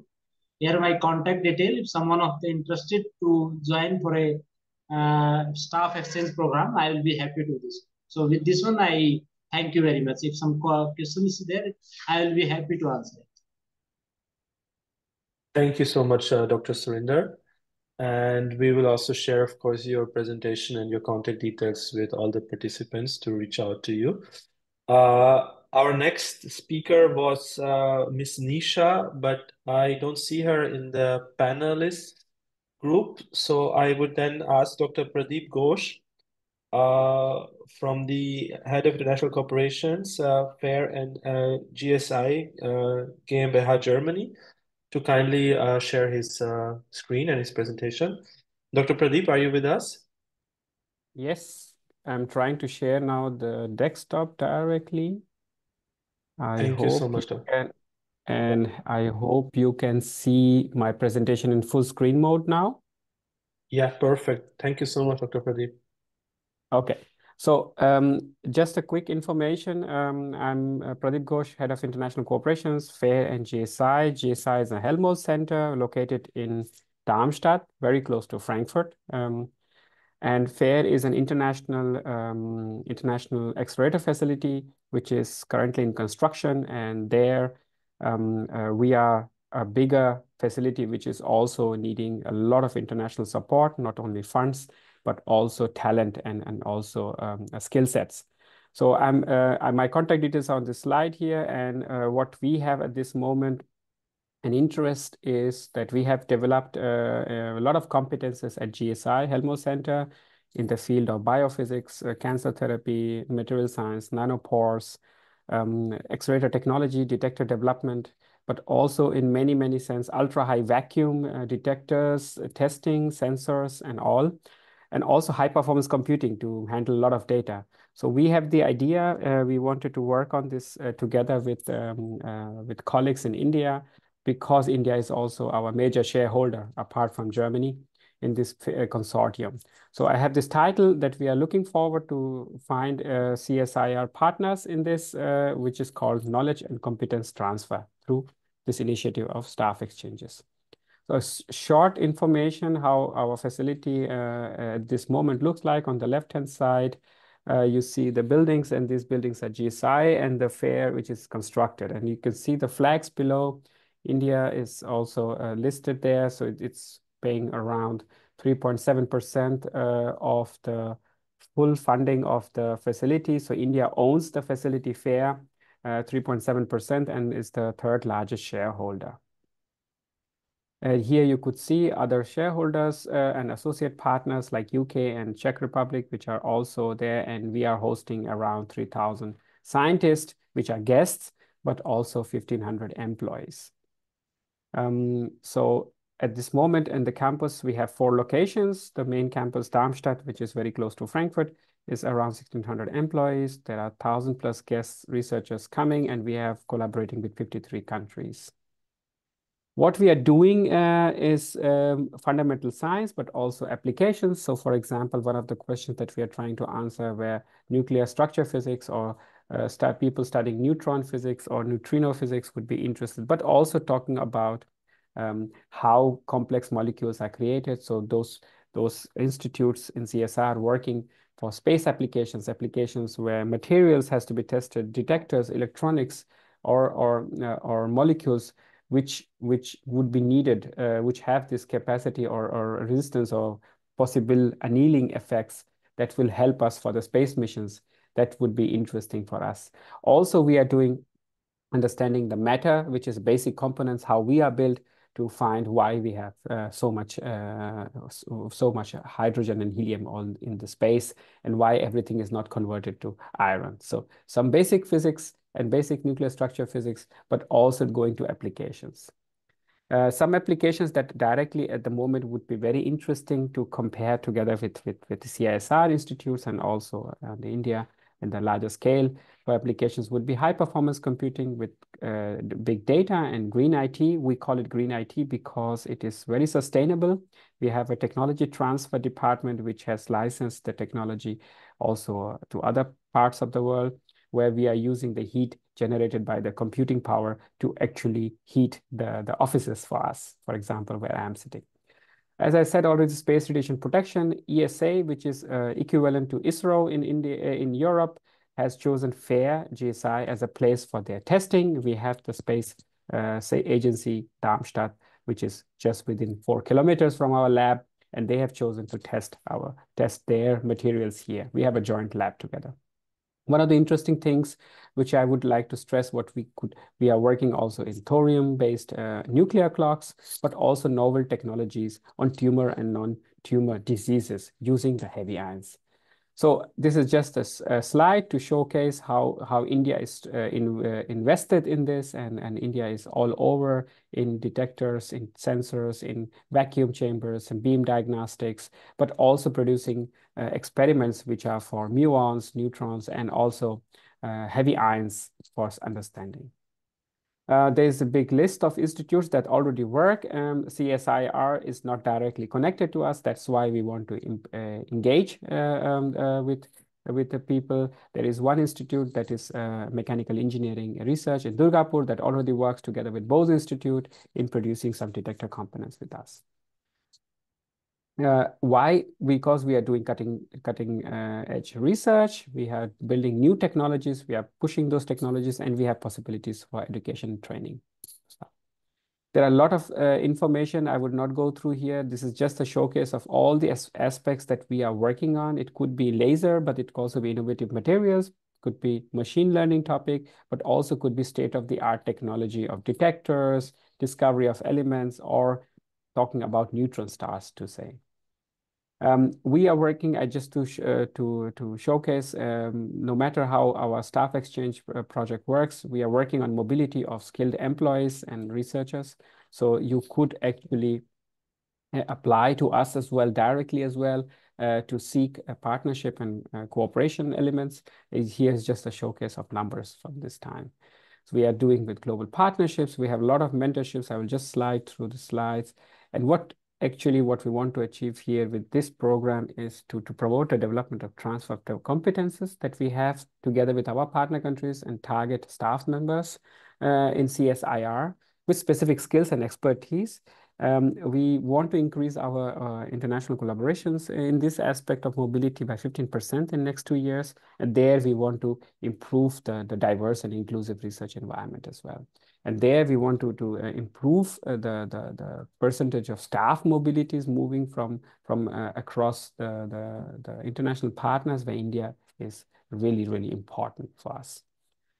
We have already planned what could be interesting for us, and we have other members which have showed interest last year. We had not filed the application, but we would be very interested to come up together. And there our interest is to have CSIR also participating with us. But there are companies like S2 Innovation, Cozy Lab, which are from Slovenia and Krakow, and some universities in Western Balkan and also in Baltic, and also a very reputed institution, Ljubljana and Krakow, which could be interesting for us. Thank you so much. I hope I was quick enough to not take much time, but also my details are again here. I look forward for contacts. Thank you so much, Dr. Pradeep, and we really hope we will have some from CSIR contacting you. We will share, of course, your contact details and your presentations with all the participants. Next, we moved to Dr. Hitesh Patel, Senior Business Development Manager at Brunel University of London. Dr. Patel, are you with us? Yes, I am. Thanks, Dr. Kumar. Can you hear me? Yes, thank you so much, sir. And could you share your slides, please?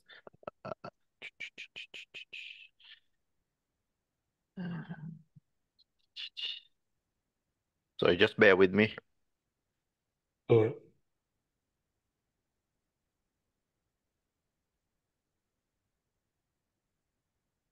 I assume you can see my slides? Yes. Yeah. So thank you very much for offering me the opportunity to present this project. I work at Brunel University, London. I'm not the key academic on this project. So it's led by an academic in Bursa University in Turkey, but Brunel is a key collaborator on it. And that's largely because we have one of the biggest aluminium research centers here in Europe. And this project is around looking at high entropy alloys. And it's very much focused around sustainability. These are the key themes in the Marie Curie Staff Exchange project we're looking at around sustainability, efficiency, recycled metal scraps, and technological advancements to actually deliver these high entropy alloys. Just something briefly I should have mentioned at the start. We did submit this Marie Curie Staff Exchange proposal in the call last year, but we just missed out under the threshold. So we're looking to resubmit this in the next call. So the project is looking at creating these high entropy alloys from waste scrap materials. And it's looking at obviously trying to deliver high entropy alloys which have very specific properties, including high strength, corrosion resistance, and thermal stability. The sustainability angle is around using recycled metal scraps. So that's the key thing. And one of the key things we're also looking, as is evident from quite a lot of projects nowadays, is the application of AI in optimizing the chemical formulation of these alloys. This is the current consortium. On the left, you see some of the industrial partners in this consortium. And on the right, these are the university technology organizations currently in this consortium. So we're looking specifically for the following 2 areas, but happy to have a wider conversation if this topic is of interest to colleagues who are listening in. So one of the areas is looking at atomization of these recycled metal powders, and then also looking at advanced coating technologies to enhance the surface properties of these high entropy alloys. the slide just gives a bit more information on the sort of proficiency and capabilities we're looking for from partners, either powder producers or metal scrap suppliers, particularly either nickel, chromium, magnesium, or cobalt. But as I've said, if there's a wider interest in this topic, then happy to have further conversations. I'll just go back to my previous slide if I can.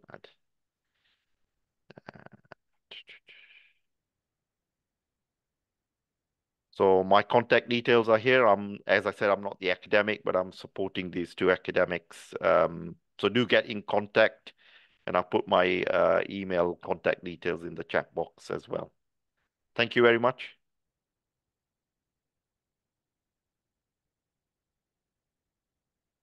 Thank you. Thank you so much, Dr. Patel.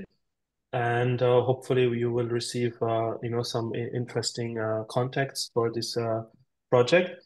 And we move to our next presenter, which is Dr. Lakshmi Kantan, Senior Scientist at the CSIR Fourth Paradigm Institute. Dr. Lakshmi Kantan, are you with us? Yeah. Yeah, hi. Good evening, Dr. Samrat. So could you share your slides? Yeah, just a second, I'll just share it. Perfect.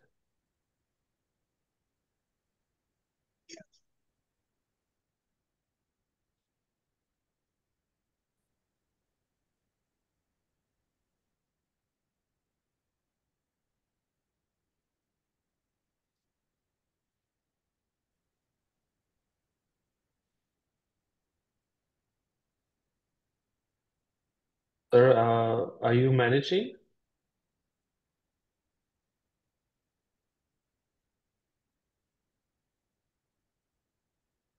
Dr. Lakshmi Kantan?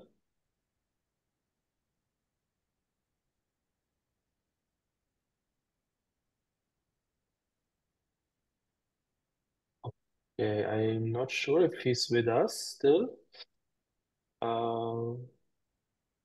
Anybody else has trouble seeing him? We cannot see him. Okay, so I would say that in the meantime, if Dr. Lakshmi Kantan is trying to fix his issues with the Zoom, we have a few more scientists from CSIR who had expressed their interest, so we can, like Dr. Moit, if that's okay, we can take them Yes, with please, us. Yeah, so I see we have Dr. Lakshmi Kantan, now he's here. Okay. So Yeah, okay. first of all, good evening, Thank everybody, you. and thanks for this opportunity. So to start with, I'll just explain what we are doing at CSIR 4PI. So CSIR 4PI is basically a modeling institute where we work with a lot of data. And so it is this, I'm basically working with the interdisciplinary data research division here. So we basically deal with the climate change, extreme weather events, prediction of a monsoon, extreme weather events, all these phenomena. So what I'm doing here is I'm at present handling the greenhouse gas measurement part. So just to give you a brief introduction about what we are doing with respect to GHG at our place is that CSIR 4PI is the only institute in India which has a long standing record of monitoring GHG since 2005. There are 4 stations set up across India, at strategic locations, starting with Himalayas, Hanle. That is basically a location where there is not much of disturbance, anthropogenic activities, etc. In order to have a clean measurement of the GHGs, like majorly methane, CO2, CO, N2O, etc. So we do also have discrete measurement that is collecting flash samples and then analyzing the other gases like SF6 and N2O. So this happens in at regular intervals. So one is a continuous monitoring station that is already placed in Hanle, in Hoskote, that is close to 50 kilometers away from Bangalore. This station signifies a lot of industrial activities, a lot of activities that happen in a city or a metropolitan city. And the other two stations that are there are, one is in Port Blair. So the institute NIOT, National Institute of Ocean Technology, houses it. So the thing is like there it is set up because it's a place where it is completely surrounded by oceans. So just to check the GHG levels at that place. And then the third one is the interface between the land and sea, that is in Pondicherry. So the Pondicherry University houses the setup of the fourth setup. So these are the strategic locations. So one is in Hanley, that is at a elevated level close to 4,500 meters above the ground mean sea level. And the other one is Hoskote, Pondicherry, and Port Blair. So, so the most important thing what we do here is like, one thing is like, to have a what to say accurate estimate of GHG. It is very, very important to have that kind of infrastructure which can measure these gases at WMO standards, that is World Meteorological Organization standards. And once we have that, then we can go for the other activities like modeling and all those things, and then finally come up with uh, the sources and sinks of the major GHGs in India, so that we can take um, or adopt mitigation measures or what to say policies accordingly. So since the monitoring setup is being set up now, and for at these 4 locations, the monitoring setup is going on. We are looking for collaborations with respect to the modeling part, that is inverse modeling part. So basically what happens is like, we are measuring this GHG at some particular point, and then we try to find out the source and sinks based on the, what to say, based on the GHG concentrations that we are measuring at these strategic locations. Taking also the input of AWS data, that is automatic weather stations data, which includes like um, rainfall, wind speed, wind direction, humidity, that is relative humidity, rain gauge, etc. And then we try to model, and then we try to validate that. So all these things will come under the what to say approach of bottom-up approach. So there are 2 approaches that basically exist. That is the top-down approach and the bottom-up approach. So the bottom-up approach is the one that we are relying because it gives better results as we can come to know what is the concentration or the concentration of GHGs or the major pollutants at the source itself. So that is the whole idea. So we at CSIR 4PI, we have 4 people like, including me as a team where we are working on that. So apart from me, there's one Dr. Gayatri, Dr. Vivekananda Hajra, and Dr. Konatham Prasanna. So all 4 are dedicatedly working towards this initiative. Now coming to the, like I mentioned, coming to the data, analysis of the existing data, that is also like, it gives a very, very good insight of what is happening. A lot of times what happens is that, the outliers are rejected straight forward, saying that, these readings are outliers. But then what we do at our place is that, we don't reject any raw data. We just try to see like, is there any reason for this outlier, or is there any reason for the spike that has come out? And then maybe anthropogenic activity that has happened during that time, something like that. So these kind of things we look into detail, like, further to like give you an idea about what we do is like, we really get into the details, like, what is the daily data, what is the hourly data, what is the minute-wise data that is happening. And then also we try to compare or correlate with the seasonal, what to say, wind patterns or seasons, along with the, what to say, anthropogenic activities, to some extent the natural activities also, and then finally come out that, this may be the sources, and then try to validate that.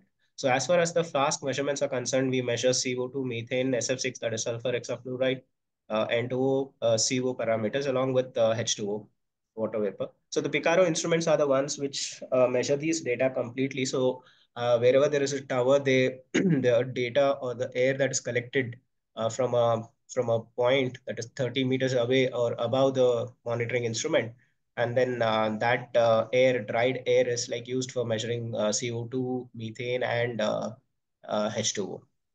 So as I said, like we check out the yearly averages, seasonal means, and variations. So modeling tools that we use are NOAA's high split is being used now in order to find out the back trajectories as well as the forward trajectories. Also, it has a capability of carrying out this inverse modeling parameters. So Apart from that, we also use something called FlexPad. There was a software that was being used earlier. It is called Mozart, but then now we are trying to, fine tune and try to see, try to get some accurate results with respect to the sources and sinks of carbon. So my contact details are here as follows. I'm sorry I couldn't paste the URL, but then you can always get in touch with me, and looking forward to some good collaborations with respect to this. And this would be a great thing to do in the coming days. Thank you, Dr. Samrat. Over to you. Thank you so much, Dr. Lakshmikantan, and we will of course share your presentation and contact details with all the participants. And we have still, some time, and we have the interest of CSIR scientists who would also like to present. And I would like to ask Dr. Swapnil from the CSIR Indian Institute of Petroleum to kindly do the pitching. Dr. Swapnil, are you able to hear us? Yeah, can you hear me, Dr. Samrat? Yes. Are you able to share your screen? Yeah, I'll just share my screen. Perfect.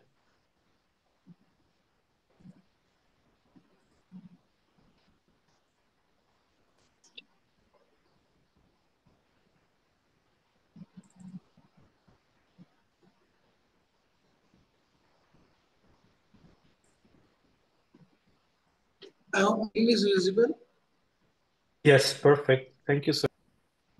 Yeah, thanks for the opportunity for presenting. As of now, I'm not proposing a concrete proposal per se. Our intention is to actually use this opportunity for capacity building in a certain area of adsorptive separation processes. For example, process intensification, use of AI and ML, and modeling and simulations. So here are my contact details. I'm Swapnil Divekar. I'm working in the area of adsorptive separation processes for past 15, 16 years or so.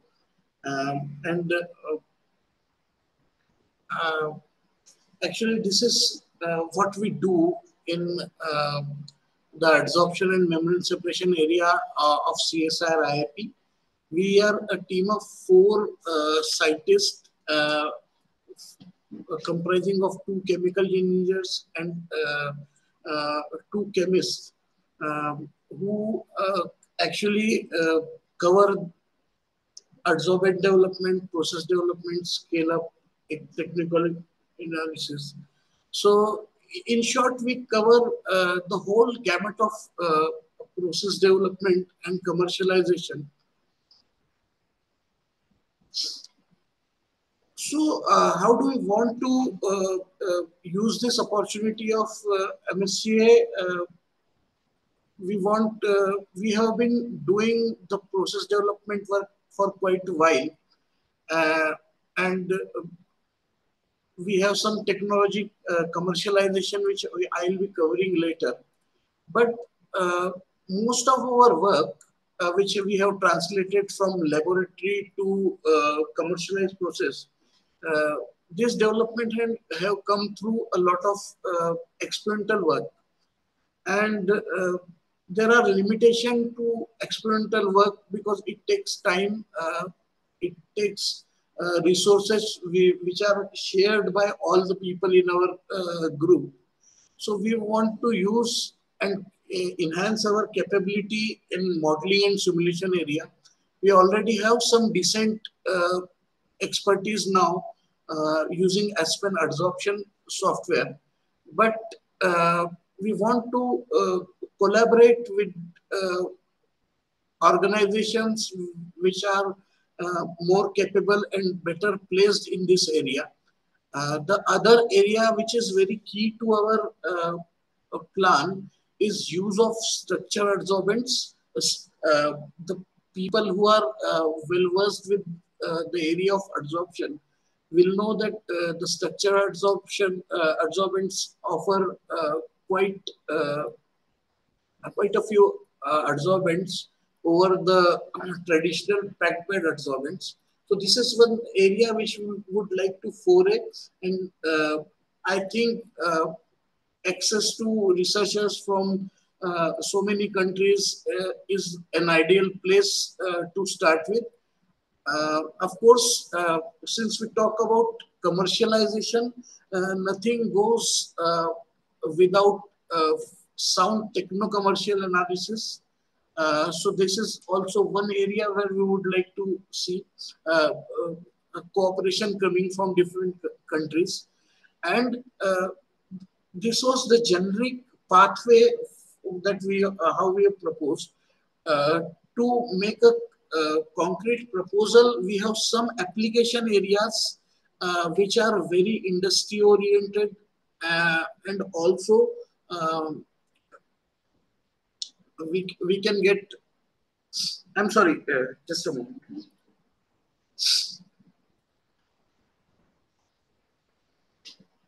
Yeah, these are the areas like hydrogen enrichment, CO2 captures, alkene and alkanes separation, which are very industrially relevant, as well as the implementation of such technologies are very beneficial from environmental as well as CO2 footprint point of view. So these are the area where we would like to collaborate. Our laboratory is well equipped with all the equipment that are typically needed for adsorptive separation process development. Apart from the custom-made bench scale plant, we are also well equipped in terms of analytical facilities. So this is where all these facilities will come very handy in any collaborative proposal. To give an example of what we have been doing, our group has commercialized technology for medical oxygen production within the peak COVID point of time. COVID epidemic. And one of the highlight of this project is that all this work was done right from the drawing stage, I mean the conceptualization phase, to right to the commercial deployment of the unit. All this was done within a 12-month period. Why I'm highlighting this, that the team that I talked about has, among us, we have all the capabilities to do application-oriented, industry-oriented work. Another one of our technologies is upgradation of biogas. This technology again has been taken right from TRL 2, TRL 3 stage of bench scale development to TRL 9 within the resources available, I mean resources and expertise available within our institute.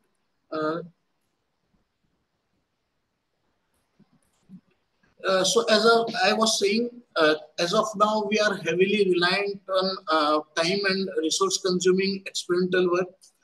We want to try an alternate approach of using a combination of experiments and mathematical models to increase our output. And to this end, actually, we are looking for partners. We are also looking for partners who can pitch in with in terms of structured adsorbent expertise with structured adsorbent, and our expertise as well as experimental infrastructure will be available for such kind of collaborative work. Thank you. I hope you could hear me, and that is what I wanted to share. I will welcome any questions from participants. So Dr. Thank you so Samrat, much, Dr. Yeah, I'll stop sharing now. Thank you so much, Dr. Swapnil, and we will, of course, share your presentation and contact details with the participants. We have our next speaker is Dr. Pallavi from the, sorry, I have to see. Dr. Pallavi, are you here with us? Okay. I think she was supposed to present. Why don't we go to our next presenter, which is Dr. Shiva Kumar Gopal. He's from the CSIR National Aerospace Laboratories. Dr. Shiva Kumar, are you with us? Yeah. Yeah. Hi, sir. Could you kindly share your screen? Yep, okay, definitely.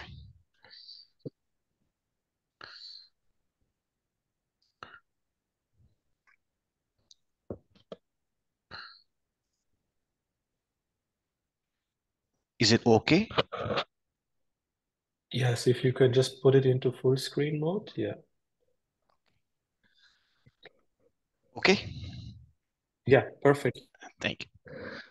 Good evening to all my CSIR family and good afternoon to European participants.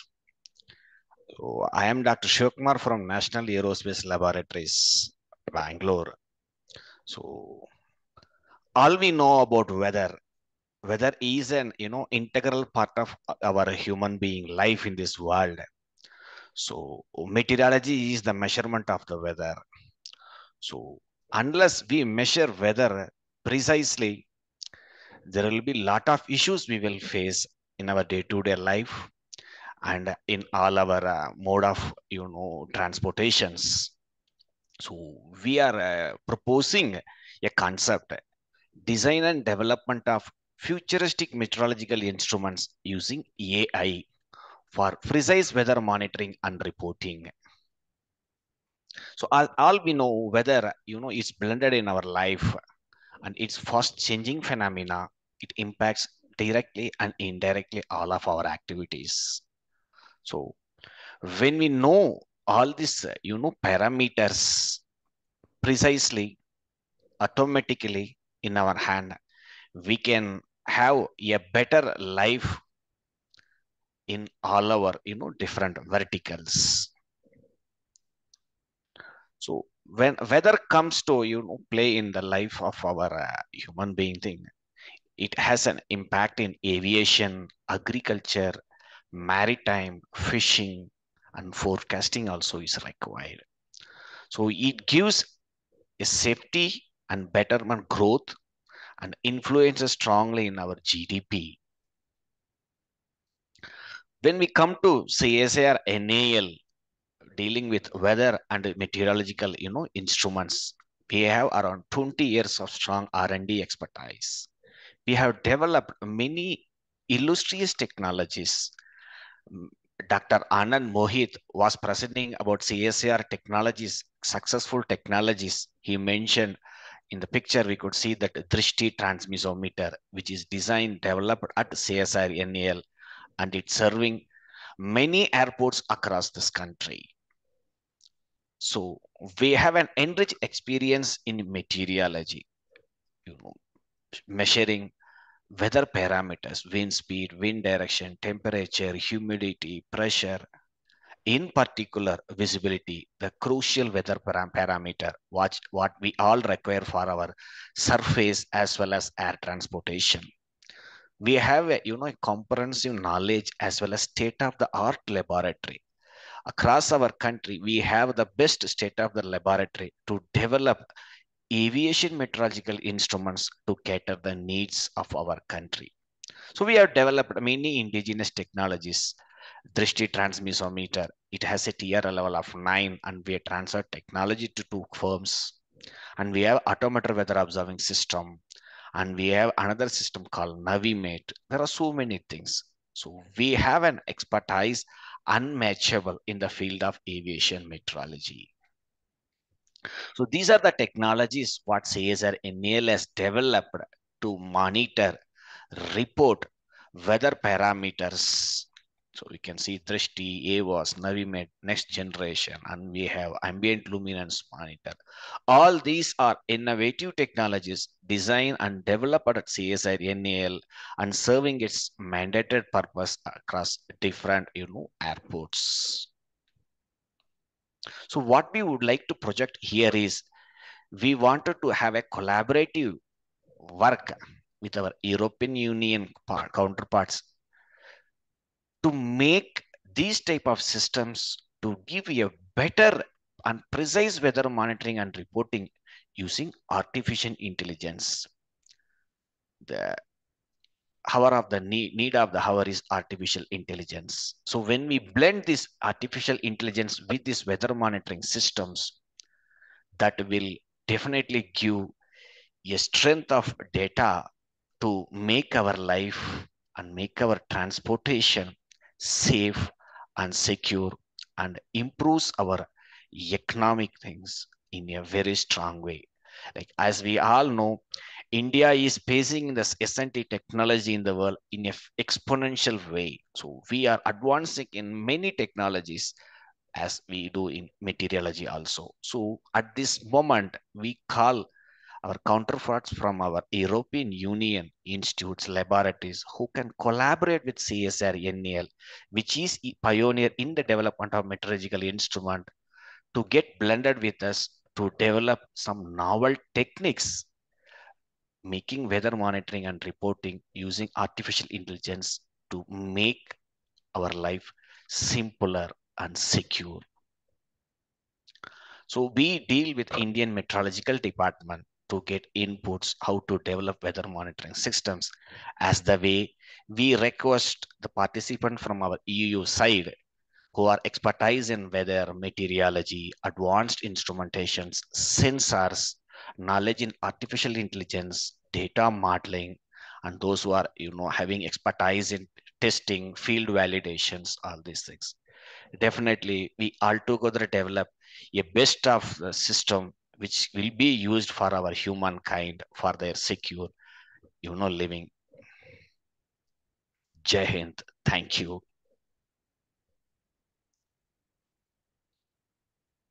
Thank you so much, sir, for your presentation. And we have Dr. Pallavi now from the CSIR National Physical Laboratory with us. Dr. Pallavi, could you kindly share your slides?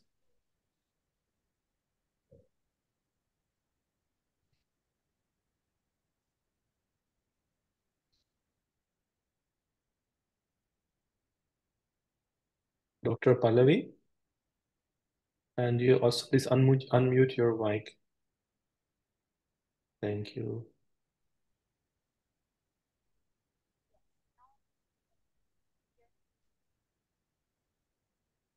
So you're not really audible to us. Is it okay now? Yeah, it's better. Okay, so Oh, it's very feeble. Your voice is very feeble. okay. Sorry, I don't have any other option now, so please bear with me if you are able to hear a small bit. Could you place the mic a bit closer? Is it okay? Yeah, it's better Better? now. It's Okay. yeah. Okay. So good evening, everybody, and thank you, organizers, for giving me opportunity to show our work here at CSIR NPL. So myself, Pallavi Kushwaha, I'm a principal scientist at CSIR NPL, working on quantum methodology, and specifically, I am focusing on the material designing from quantum technologies. So here, the group will be interested in this area. So Dr. S.P. Singh, myself, and Dr. Sandeep Singh will be in the group.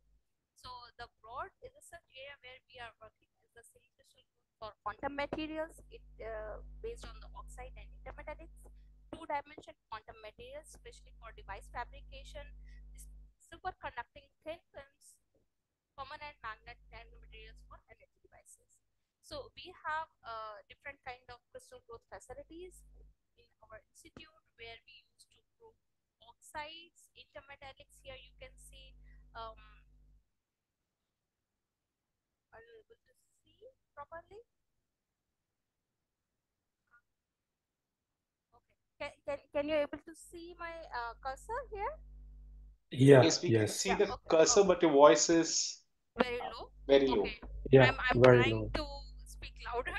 So here you can see the quality of the oxide material. Here you can find out the different shape and size of the crystals. We are growing using different kind of crystal growth techniques available in the lab. So we have bridgement techniques. We have chemical vapor transport technique where we use to create different kind of materials.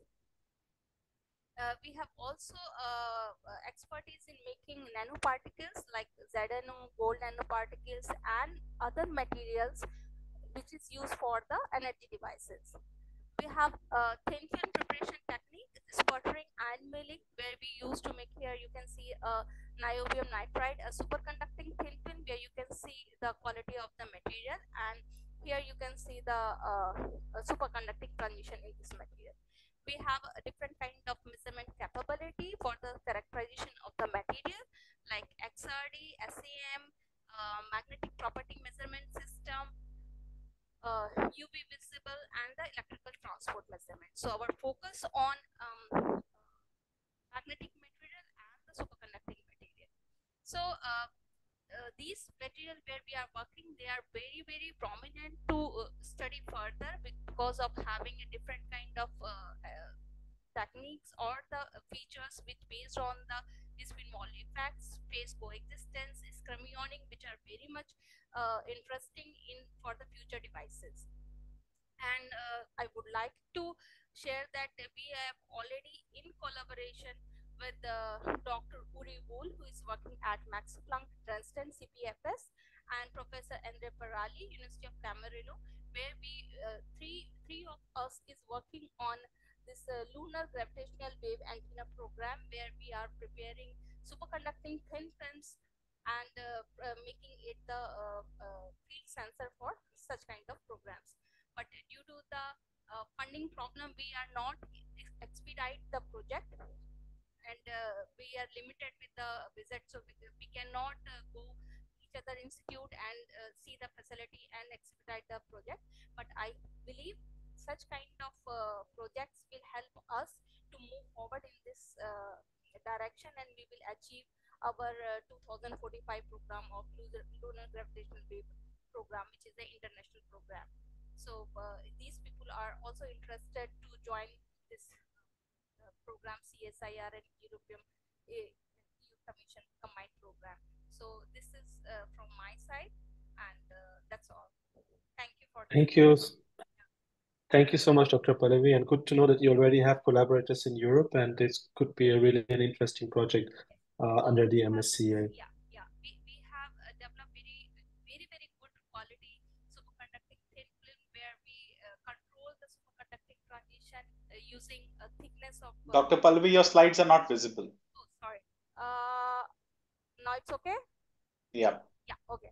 So this especially this data is from the film what we have prepared here at NPL, and the measurement they have performed there at Italy, and after that at Max Planck CPFS, and we have a good quality publication also. So we are having a good result, but we have to expedite the program, and for that we have to really visit each other place, and we have to really focus on the device application. So definitely such program is going to help us. Thank you. Okay. Thank you so much, Dr. Pallavi. And we move to our final speaker today. That's Dr. Abhilash from the CSIR National Metallurgical Laboratory. Dr. Abhilash, are you able to hear us? And can you yeah, you already put up your slides. Perfect. Thank you.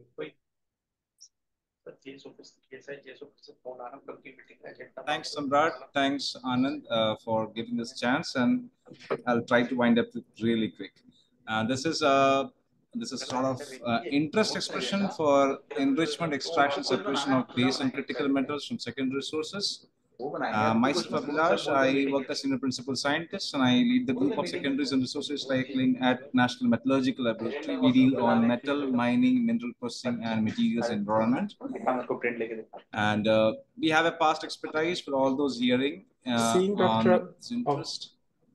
Are my slides not moving? Now they're moving. Perfect. Okay. Thank you. So that's a primary course. We have worked a lot on copper, uranium, zinc, lithium, and many others. For process waste, we have done a lot of work on mine tailings, aluminum plant-based waste, steel plant-based waste, spent catalyst, mining soil effluents, copper and zinc waste, and others. Anthropogenic waste, we have an extensive experience on WEEEs, PV scrap, and metal scraps. Recent achievement, which one of that Dr. Anand also projected, that we have established CSIR first 3 tons per day battery recycling facility on pilot scale for a process which is patented. And it's a holistic pilot scale red mud recycling association with industry. These are the 2 recent achievements out of it. Tentatively, I just want to put a very small topic, which sound very small, but it's very interesting. It's zinc and copper mining waste has got a lot of metals inside it, apart from very low zinc and copper. And if you see this metal wheel, it contains a lot of metal. You know, this is a zinc and it contains bismuth, germanium, cobalt, and then copper waste contains a lot of gallium, germanium, and indium. So and the idea is to take this as a resource, apart from you can take mine waste, tailings, and metallurgical slags or acid mine drainages, to tap in these metals, which we have got expertise, and there are groups in European Union who have got fabulous work done on this areas of metal extraction separation, and even on effluent separation, like from acid mine drainage or any kind of effluent waste. So this could be tapped up, and we could solve this enigma, and we can have joined this. There was some joint proposal which was made by us with Eric. Eric is of course online, and then we have proposed some amenability trials to assess the leachability by microbial as well as chemical processing methods, and then separate these metals to make it suitable for semiconductor applications and leverage technology among partners. Both of us are looking for joint partners in this project from both the partners from India as well as European Union, and we are looking for joint PhDs and exchanges, and people with expertise in chemistry, hydrometallurgy, biohydrometallurgy, and waste recycling are there. So we are open to pan-European Union contacts. Thank you so much. Thank you so much, Dr. Abhilash. A very interesting presentation, and we will share your contact Samrat, details. I would revise this and send it to you. Okay, please do that. Yeah, thank you so much. And with that, I think we come to the end of a very interesting and very packed networking webinar session. And I would ask Dr. Vivek Dham from the EU delegation and Dr. Anand Mohit from the CSIR for the closing remarks. Thank you. Yeah, thank you, Samrat.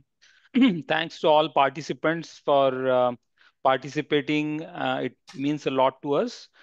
Till the end, we can see that 100+ participants are there. So we had made all the efforts to bring the funding opportunities to scientific community. Now the ball is in your court. So we anticipate that quality proposals to be received in coming months. My last point, which I urge all the participants, that now the call will close on February 5th of February, I guess. So you have limited time in hand because the preparation of proposal for Horizon takes time. So you need to be very vigilant. You need to be very effective in next few months to find your partners, consortiums, discussions. So what we often come across in queries and the problems faced by the specifically from both the sides, that they are not finding the partners. So as a funder, we can give the platform for communication, but we do not get into the matchmaking business. So what we urge the people to be visible, your ideas, your profiles to European side, and similarly the European side will also be we will encourage their contacts and the ideas to be visible. So I urge all the participants to be make sure you yourself visible to the larger audience, so that your availability, your skills and expertise are known, and then you have a greater opportunity to be part of the consortium. So with this, again, all these presentations, the recordings will be available on the EuroAccess website. Those who want to showcase their contact details and keywords, please share one slide or two slides to Samrat so that he can upload on the website so that it is visible to everyone, because due to the GDPR regulations, we are not able to share the contacts of participants. So this is what you need to do to make yourself visible. And I also urge to activate your bilateral collaboration network so that those people are aware, because that established links will be helpful for forming a consortium. With that, I stop it here and wish you all the best. And thanks for participating in this event. Thank you. Over to you, Mohit.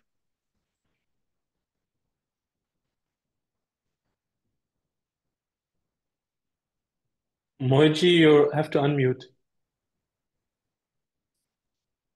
Yeah, thank you, sir. And thank you, Samrat. As rightly said, we are trying our best to network the participants together, and we at CSIR would be happy to connect any European researcher, or in fact, the CSIR side, if you would like to connect with others, you can share in your interest to us, and we like to send it across to Vivek and Dr. Vivek and Dr. Samrat, and seek their support in connecting appropriate researchers in the EU side. And we look forward to participants putting up their proposals, connecting with researchers and putting it up timely, so that in the end you don't get last minute proposal submission is not being you don't face trouble in submitting a proposal at the very last moment. So with this few remarks, we wish you best of luck, and over to you back, Samrat. Thank you so much, Vivek and Mohit, for co-organizing this networking event. And as both of you said, the ball is now in the court of the researchers, the scientists. We provided a platform as best as we could for networking and for introducing the call and the co-funding mechanism. Now, of course, if you are seeing in today's webinar that there are some compatible partners either in India or in Europe, so please take the next step and try to see if you can be a consortium that can apply. If for our participants from Europe, if you want to get in contact with CSIR scientists and staff, please you can contact us at indiaeuraccess.net. We will forward your request to the CSIR team, who will then take it forward. And of course, for all the CSI scientists who want to know more about the MSCA call, you have with Dr. Mohit and his team, the right address to find out more about the scope and modalities of the co-funding mechanisms. And I look at the time, I see we made it. It's exactly the 2.5 hours we had anticipated for this webinar. And thank you really for this large number of people who have joined us from both Europe and from India. I see, we're still almost 100 after 2.5 exhausting hours probably, but we will share the recording and the presentations with all of you, so you can again, go through them in your own time and pace. But please remember, the call is closing on 5th of February, as Dr. Vivek said. So there is, now it's a good time to start working on a proposal and forming a consortium. Okay. With that, I say again, thanks a lot for joining us. Have a very good lunch break in Europe and a very good evening in India. Bye. Thank you. Bye. Bye. Bye. Thanks. Thank you. Bye.